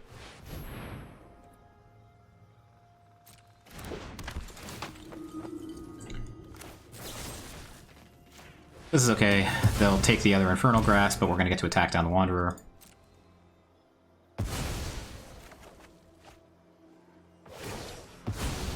Back to wandering. And they know that, so they're just going to cash it in for a token. Let your blade do the talking. Sure. Plus the Vigilant one or plus the Menace one? Probably plus the Vigilant one. I think I want to hold back the Menacer in case they activate Moves to teach. Cave, although, you know, truth be told, I think we're okay. Well,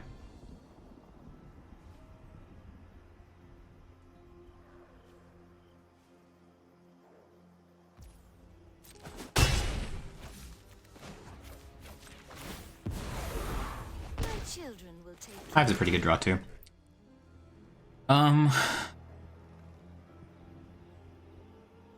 Let's take go.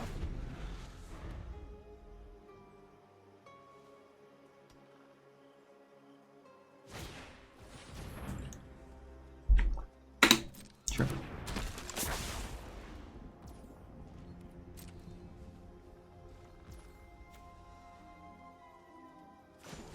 I think I'm down to draw off the Bankbuster here. Excuse me.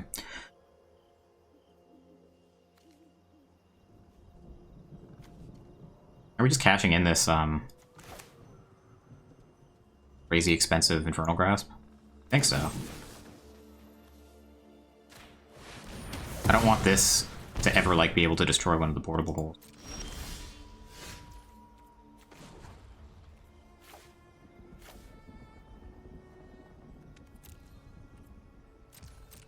Now I'm fine attacking out.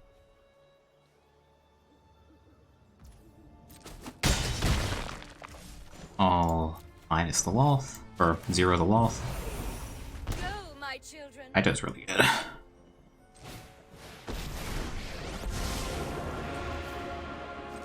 won't let Kamigawa fail my family. Now, what do we have here? And we have Vanishing Verse and March to deal with whatever they choose to do. Cards, to me.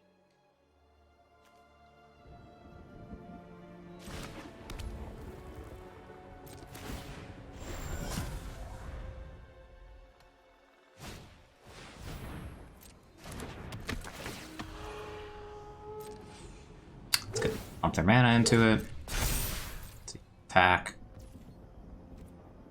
No way.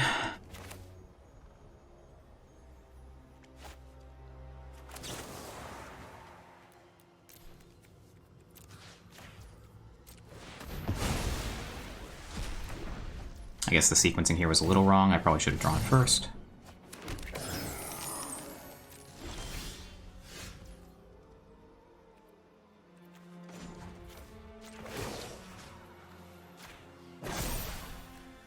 Remember your training.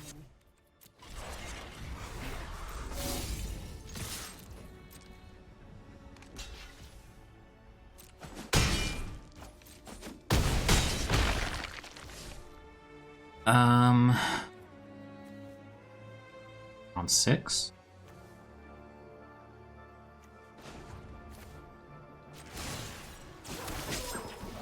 Our eyes are everywhere.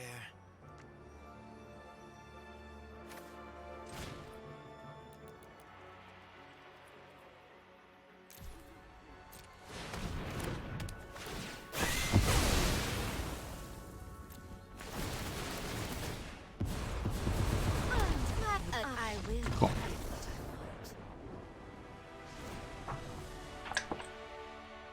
Okay. Pretty convincing there. As I said earlier, we have a sideboard guide here, although it's mostly what you'd expect. In comes the Doomscar, in comes the other March.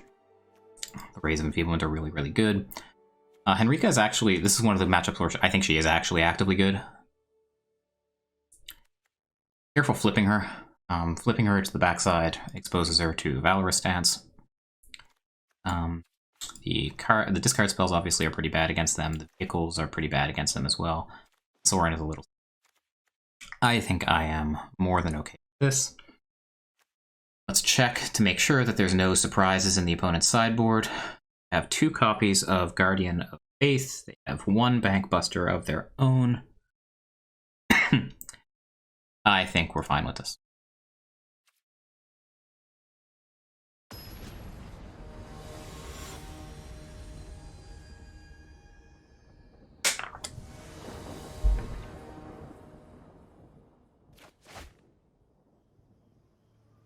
Sure. We don't have any black. We do have Portable Hold to deal with. 1 drop, we draw black. Ray of Enfeeblement is one of our sideboard cards. It's really good against them. Yeah, we're keeping.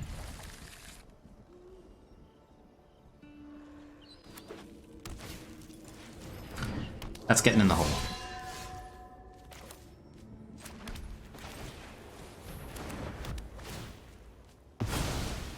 Opponent mulliganed, we're fine just trading 1 for 1. It's their hand's job to prove that that it can hang. I'm not interested in letting them flash in Guardian of Faith to protect Thalia. We're just gonna kill her now.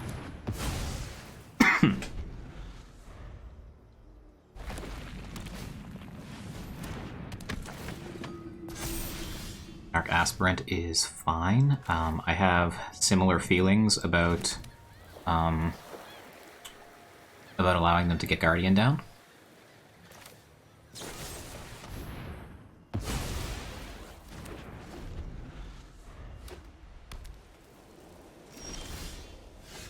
I am sensing a Wanderer in our future, but we have our own. Wanderers don't do much against each other, unfortunately. Not a whole lot of... given that they both create vigilant stuff. I hope you're ready to lose. Keep watch for intruders.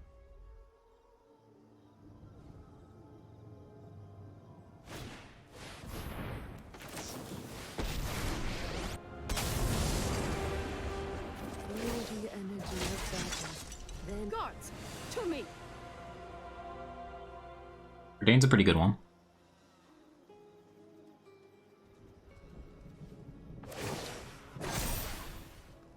I have got new moves to teach you.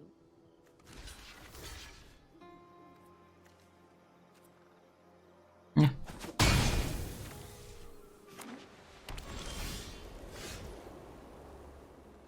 Ito.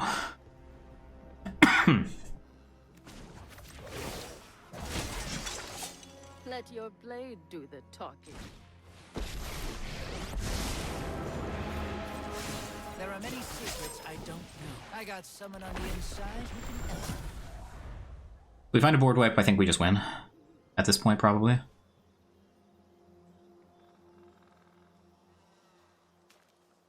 And we do have a lot of opportunities, A, to find one, and B, to stall.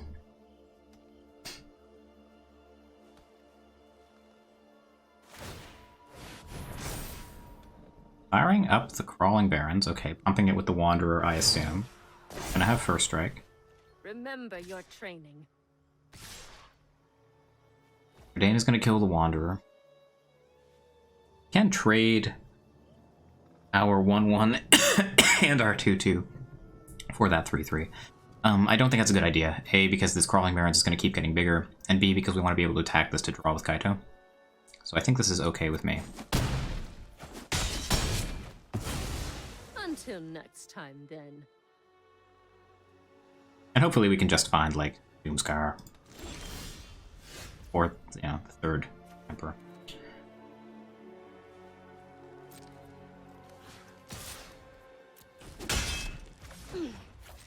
Big mistake. Hello. This is a juicy secret.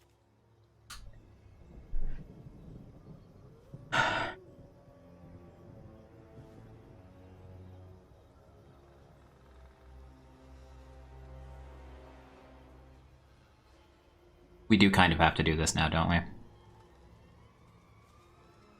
Well, maybe we don't. Both of these things have Vigilance. If they power up the Crawling Barons again, then... So we'll go for 4, but we'll have Meathook Massacre for next turn. I don't like it.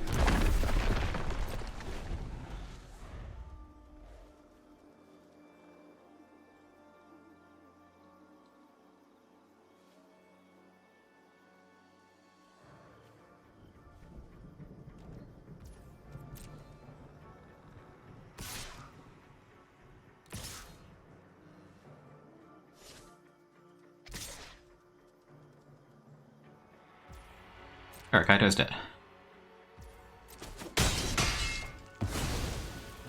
The fun just started. Okay.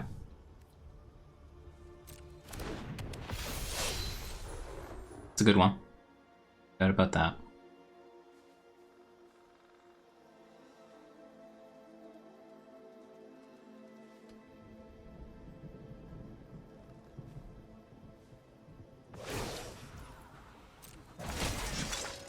Guards, to me. So we have to massacre this board. I'm home. Show them how Right. we greet our enemies.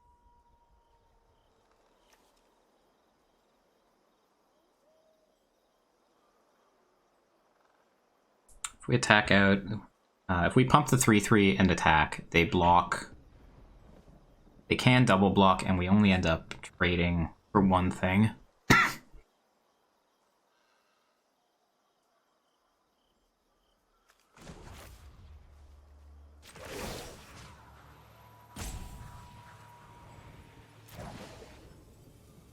Yeah.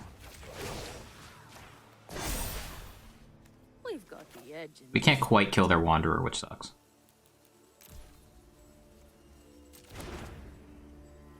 Oh, they have Redain. Shit.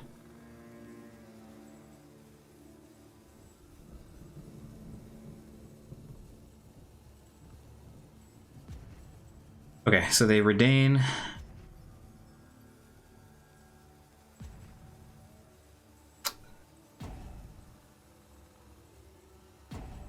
Redain, we have 4 mana left over. We can Meathook for 2. Shit. Oh, we had the mana for that.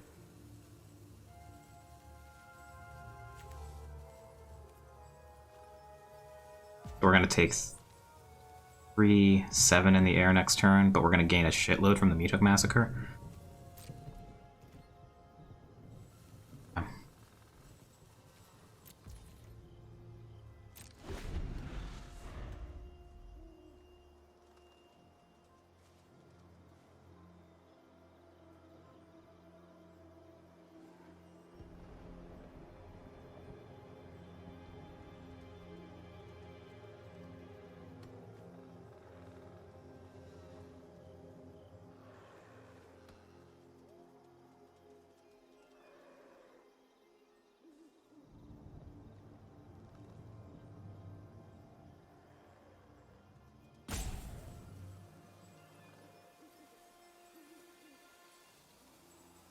very interested to see how they attack. I think if they attack correctly, we could be in trouble. Strike fast and strike hard. If they have Valorous stance as well, then it's not great either.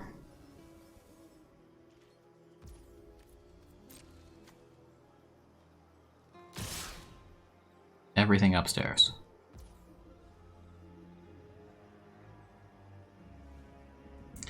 We can Infernal Grasp the Redain and be guaranteed to Meathook Massacre next turn. Probably, unless they have another. If we do that, we go down to 9, take 4, 6, we go down to 3. Meathook Massacre comes, we kill 2 of their things only.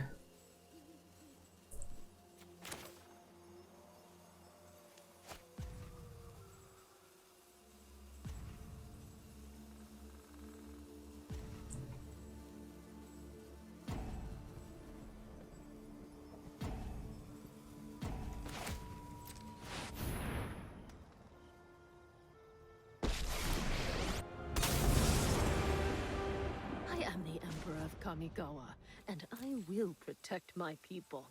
We can take 7 in the air.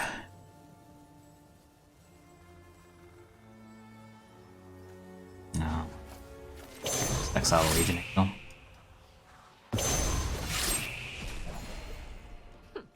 You are not much of a roadblock.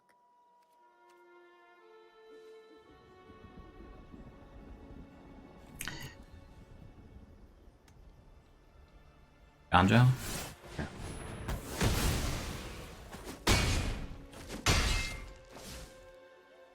Untap land?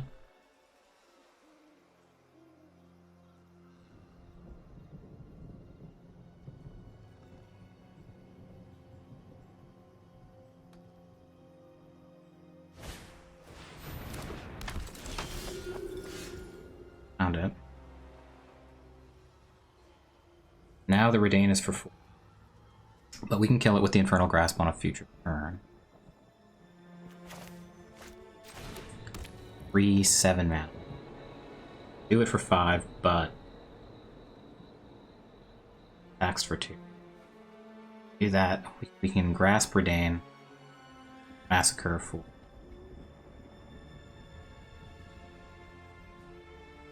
Three. Wipes the board.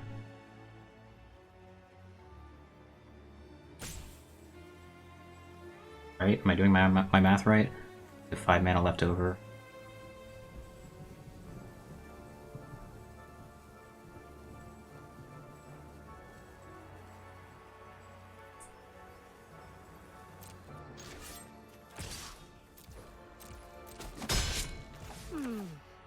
I'm not impressed.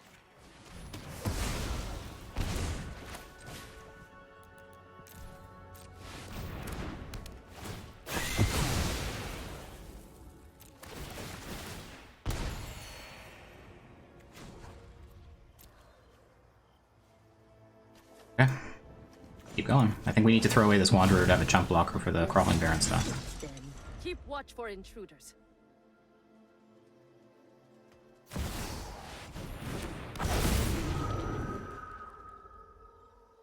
That's pretty good.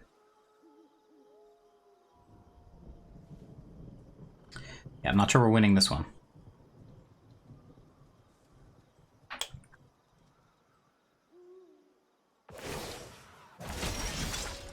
May your blade strike true. Not like that.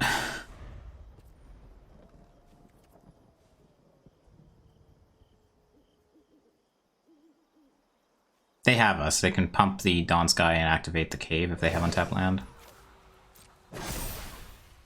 I have got new moves to teach you.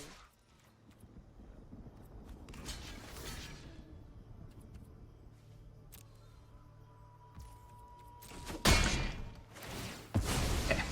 Now we go to 4. They have 2 man lands.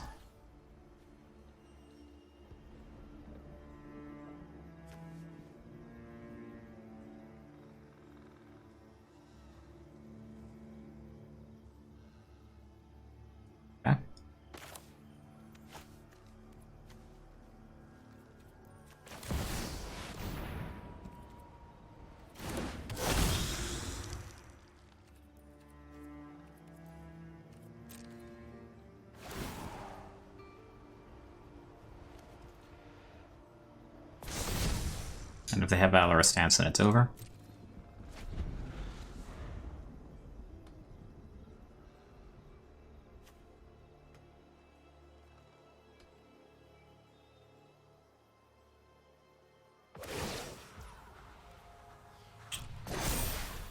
Yeah, so that thing has first strike.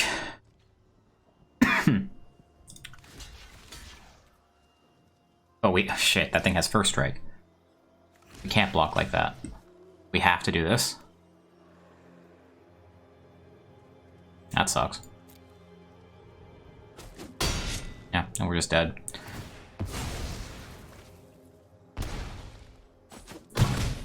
Okay. Pretty crazy comeback from the opponent there. That Legion Angel did a ton of work. And so did me misdoing my math, right? I think the sideboarding is okay. I don't think I ever want Graveyard Trespasser more than Enrika. I think this is fine. The opponent's draw was really good, actually. They did mulligan, but they did have 1-drop into 2-drop. Played around the Doomscar, followed away our Planeswalker. Tough.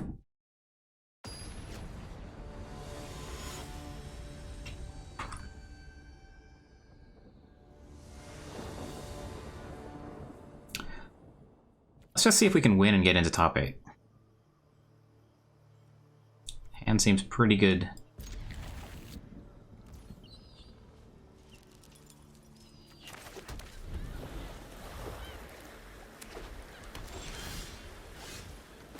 No!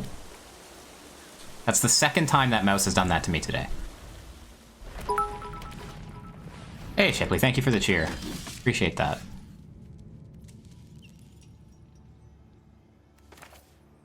I meant to play that on black. I guess it didn't matter if their play was Thalia exactly. Because Infernal Grasp, we wouldn't have been able to cast that anyway. Okay, there's Paulo, but even if he takes Infernal Grasp, they still have it. We can still cast it.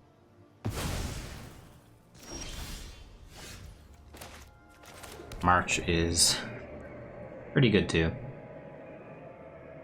Again, I don't think I want to expose this to like a Valorous Stance or the Faith Protector, Guardian of Faith.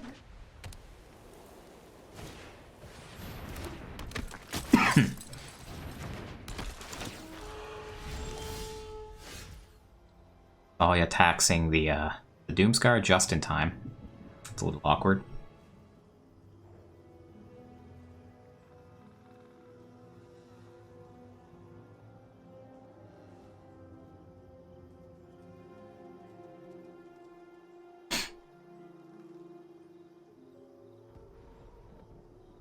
Paulo makes sense, right? Like, this was the most mana efficient thing they could do. If they had Paulo and these 2 cards, I would have played these 2 cards.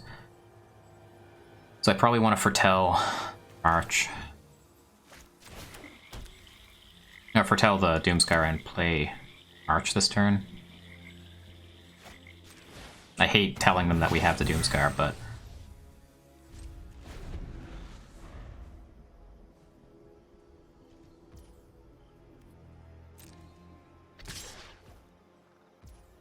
I'm going to use the Aganjo here, I think, because they know about it. If they had the Faith Protector thing, then they would have attacked with both, right? No, maybe not. Guess it would have phased out the Thalia. Okay, well, we're going to pitch the thing that they know about.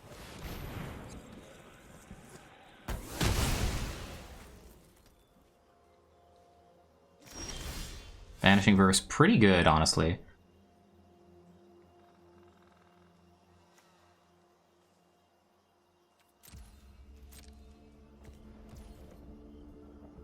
I think we keep the Vanishing Verse to deal with possible Emperor here.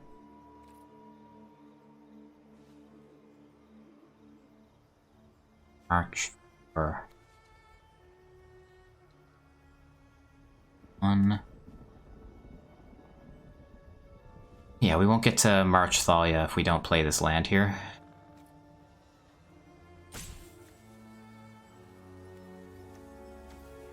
I'm gonna play this tapped. I want to be able to use my mana. And we're still 2 lands away from casting it. That's fine. If they start powering up the Crawling Barrens and attacking with that, then we're...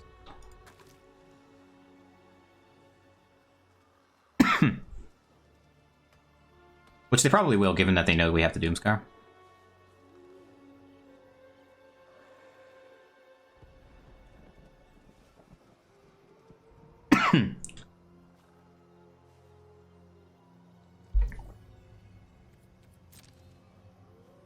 No attacks. Fear the Emperor. We draw land.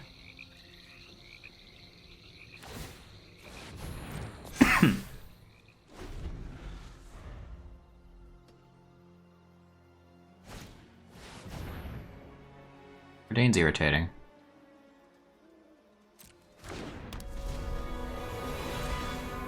So Doomscar is going to cost 6. We would have 1 left to hit Crawling Barrens with March if that's what they animate.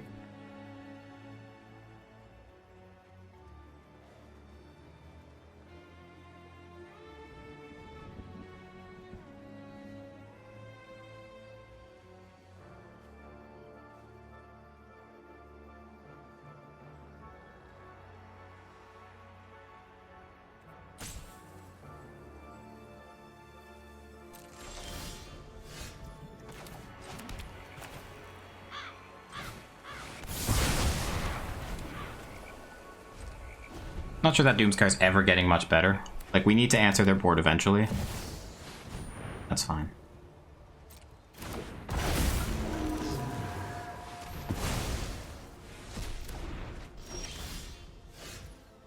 Hello.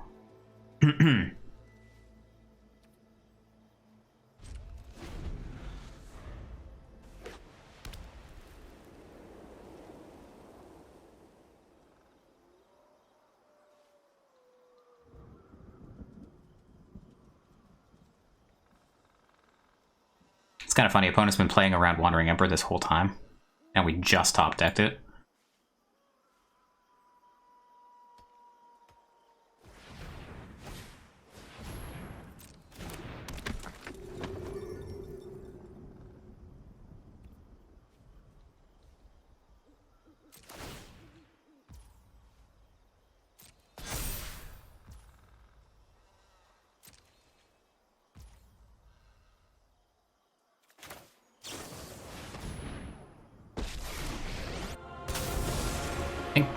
Feels like they have a Wanderer.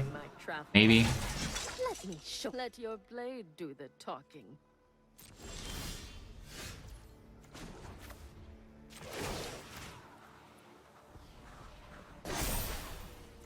We've got the edge in this fight.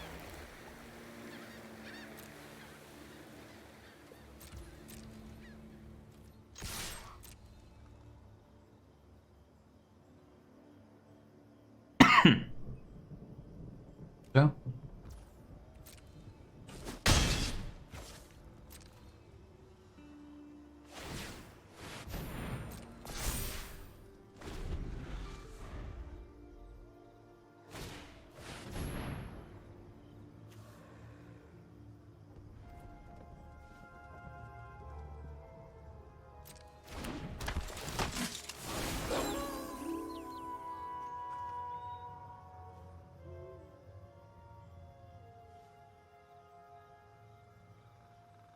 I hate pitching this when I know they have this giant Crawling Barrens coming.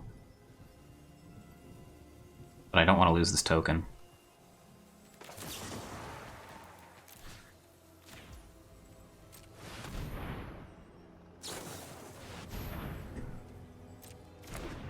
Pretty tough. At least it phases out, we still keep the token.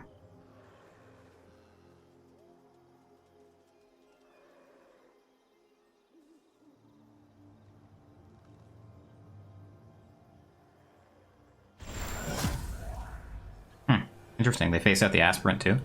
Cool.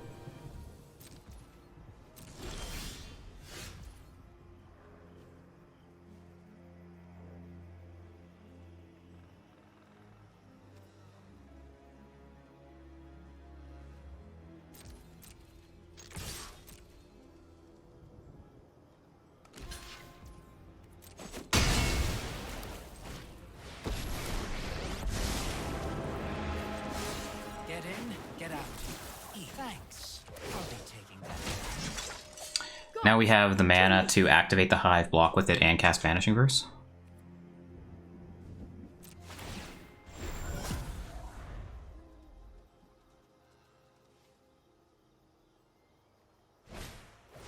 That's sickening.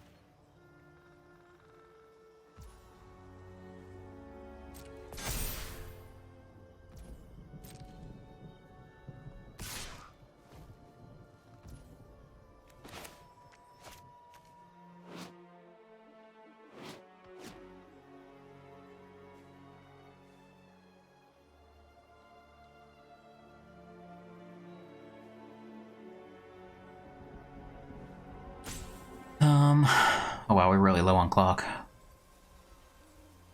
It'll become a 3/3. Also just going to continue to be a problem.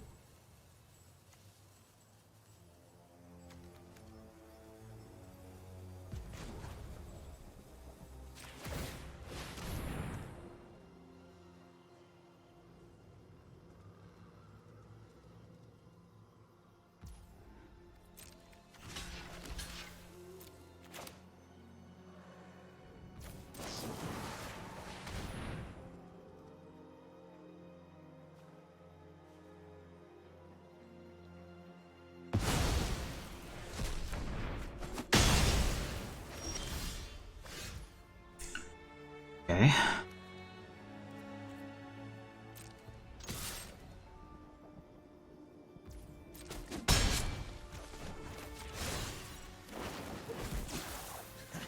There's no secret I can't uncover. Let your blade do the talking.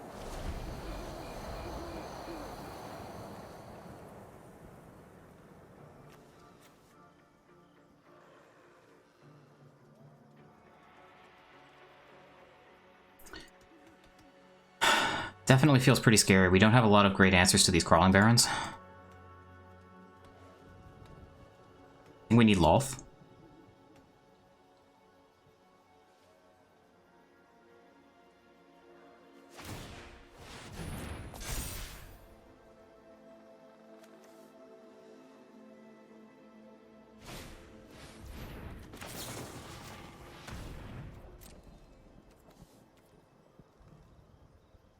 I don't want to let them crew the Bankbuster with the initiate, is why I'm doing this now.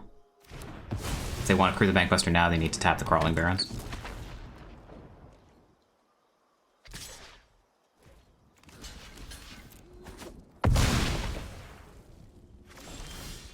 Christ.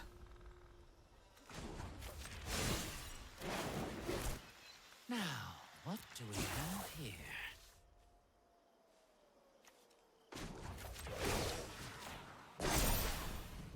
Strike fast and strike hard.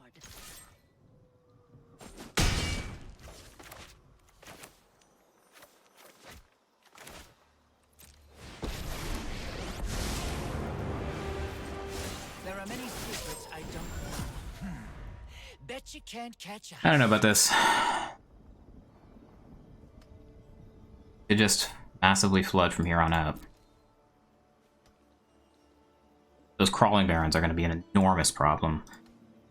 We need either Lolth to make an endless stream of jump blockers for it, or we need the Marches. The Marches are the only... well, I guess Infernal Grasp works as well. Fuck.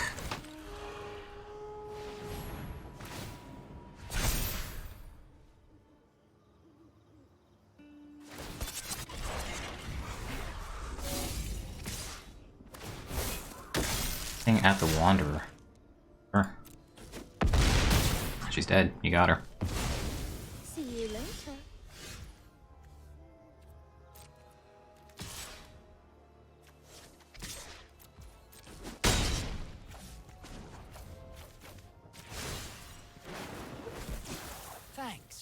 I'll be taking. I think at this point I'm holding the lands to be able to pitch to Kaito if I don't have an attacker.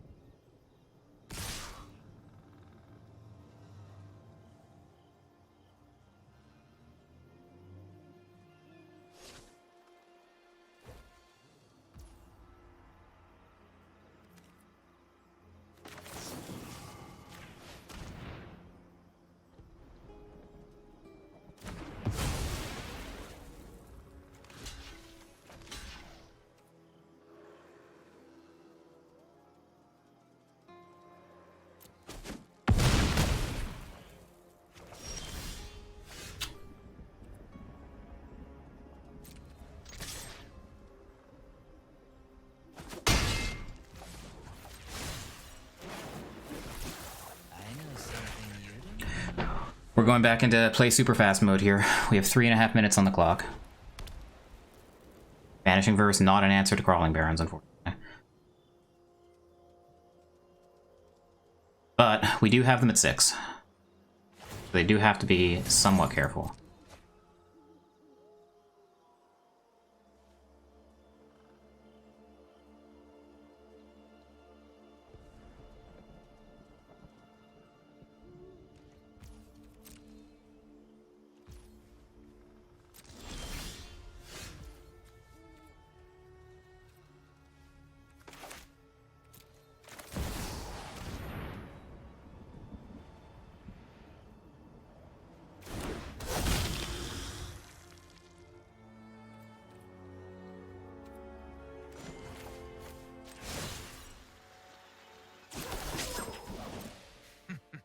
I've got all kinds of connections.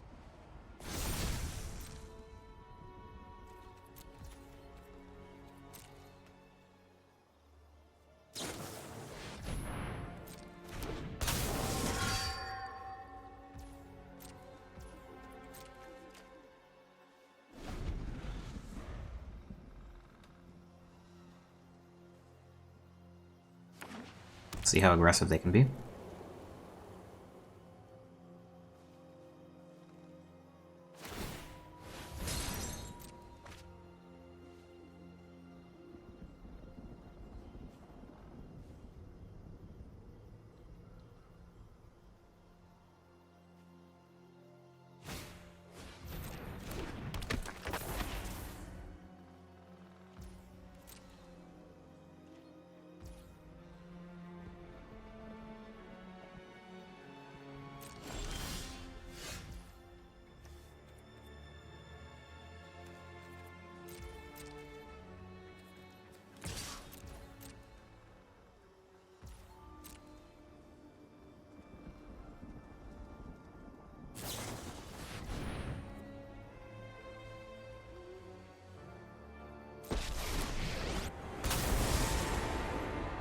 Now you've done it. Hat's coming off.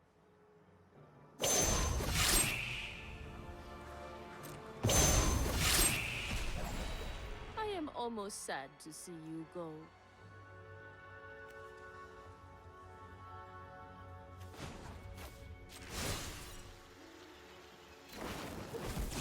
Now, what do we have? Found the here? march.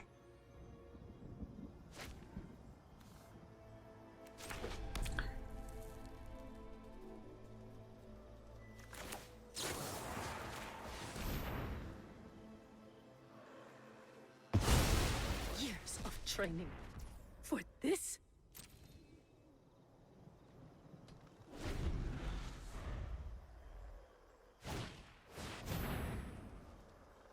Okay.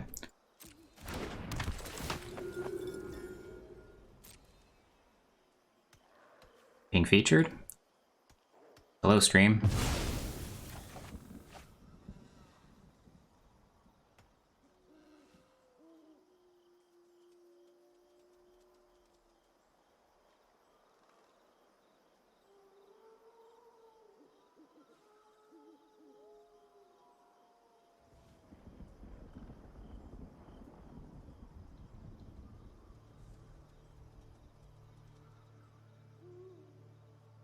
Definitely making us work for it.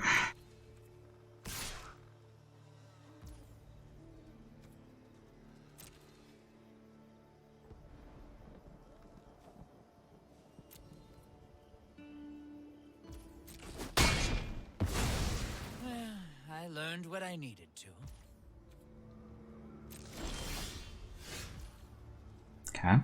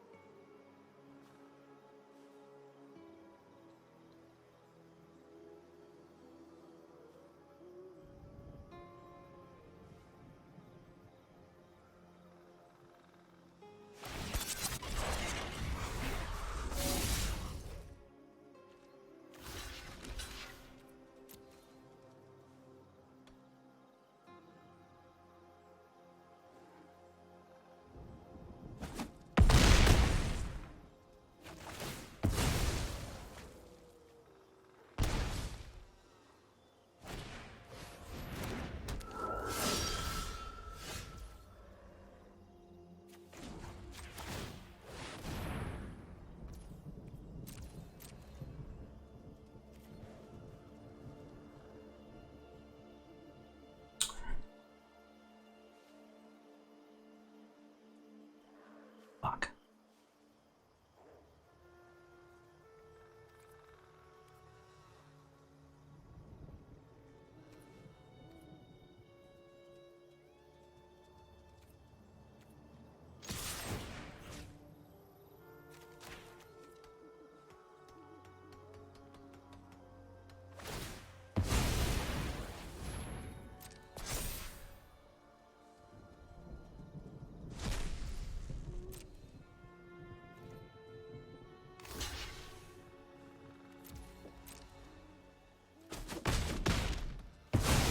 I tried. I don't think we can get there.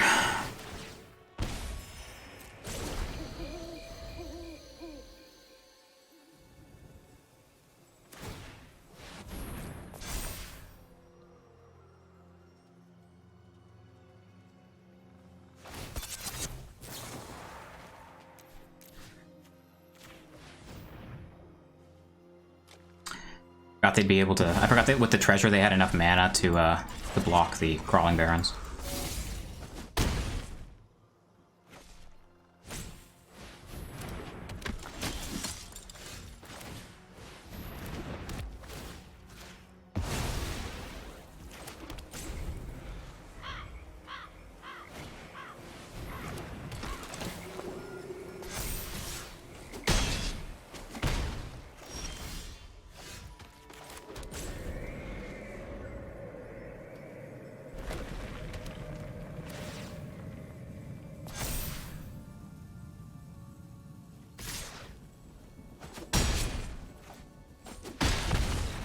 Okay, well, that sucks. Hopefully I didn't just play my way out of top 8 with that. That was a really tough game. Opponent played very well.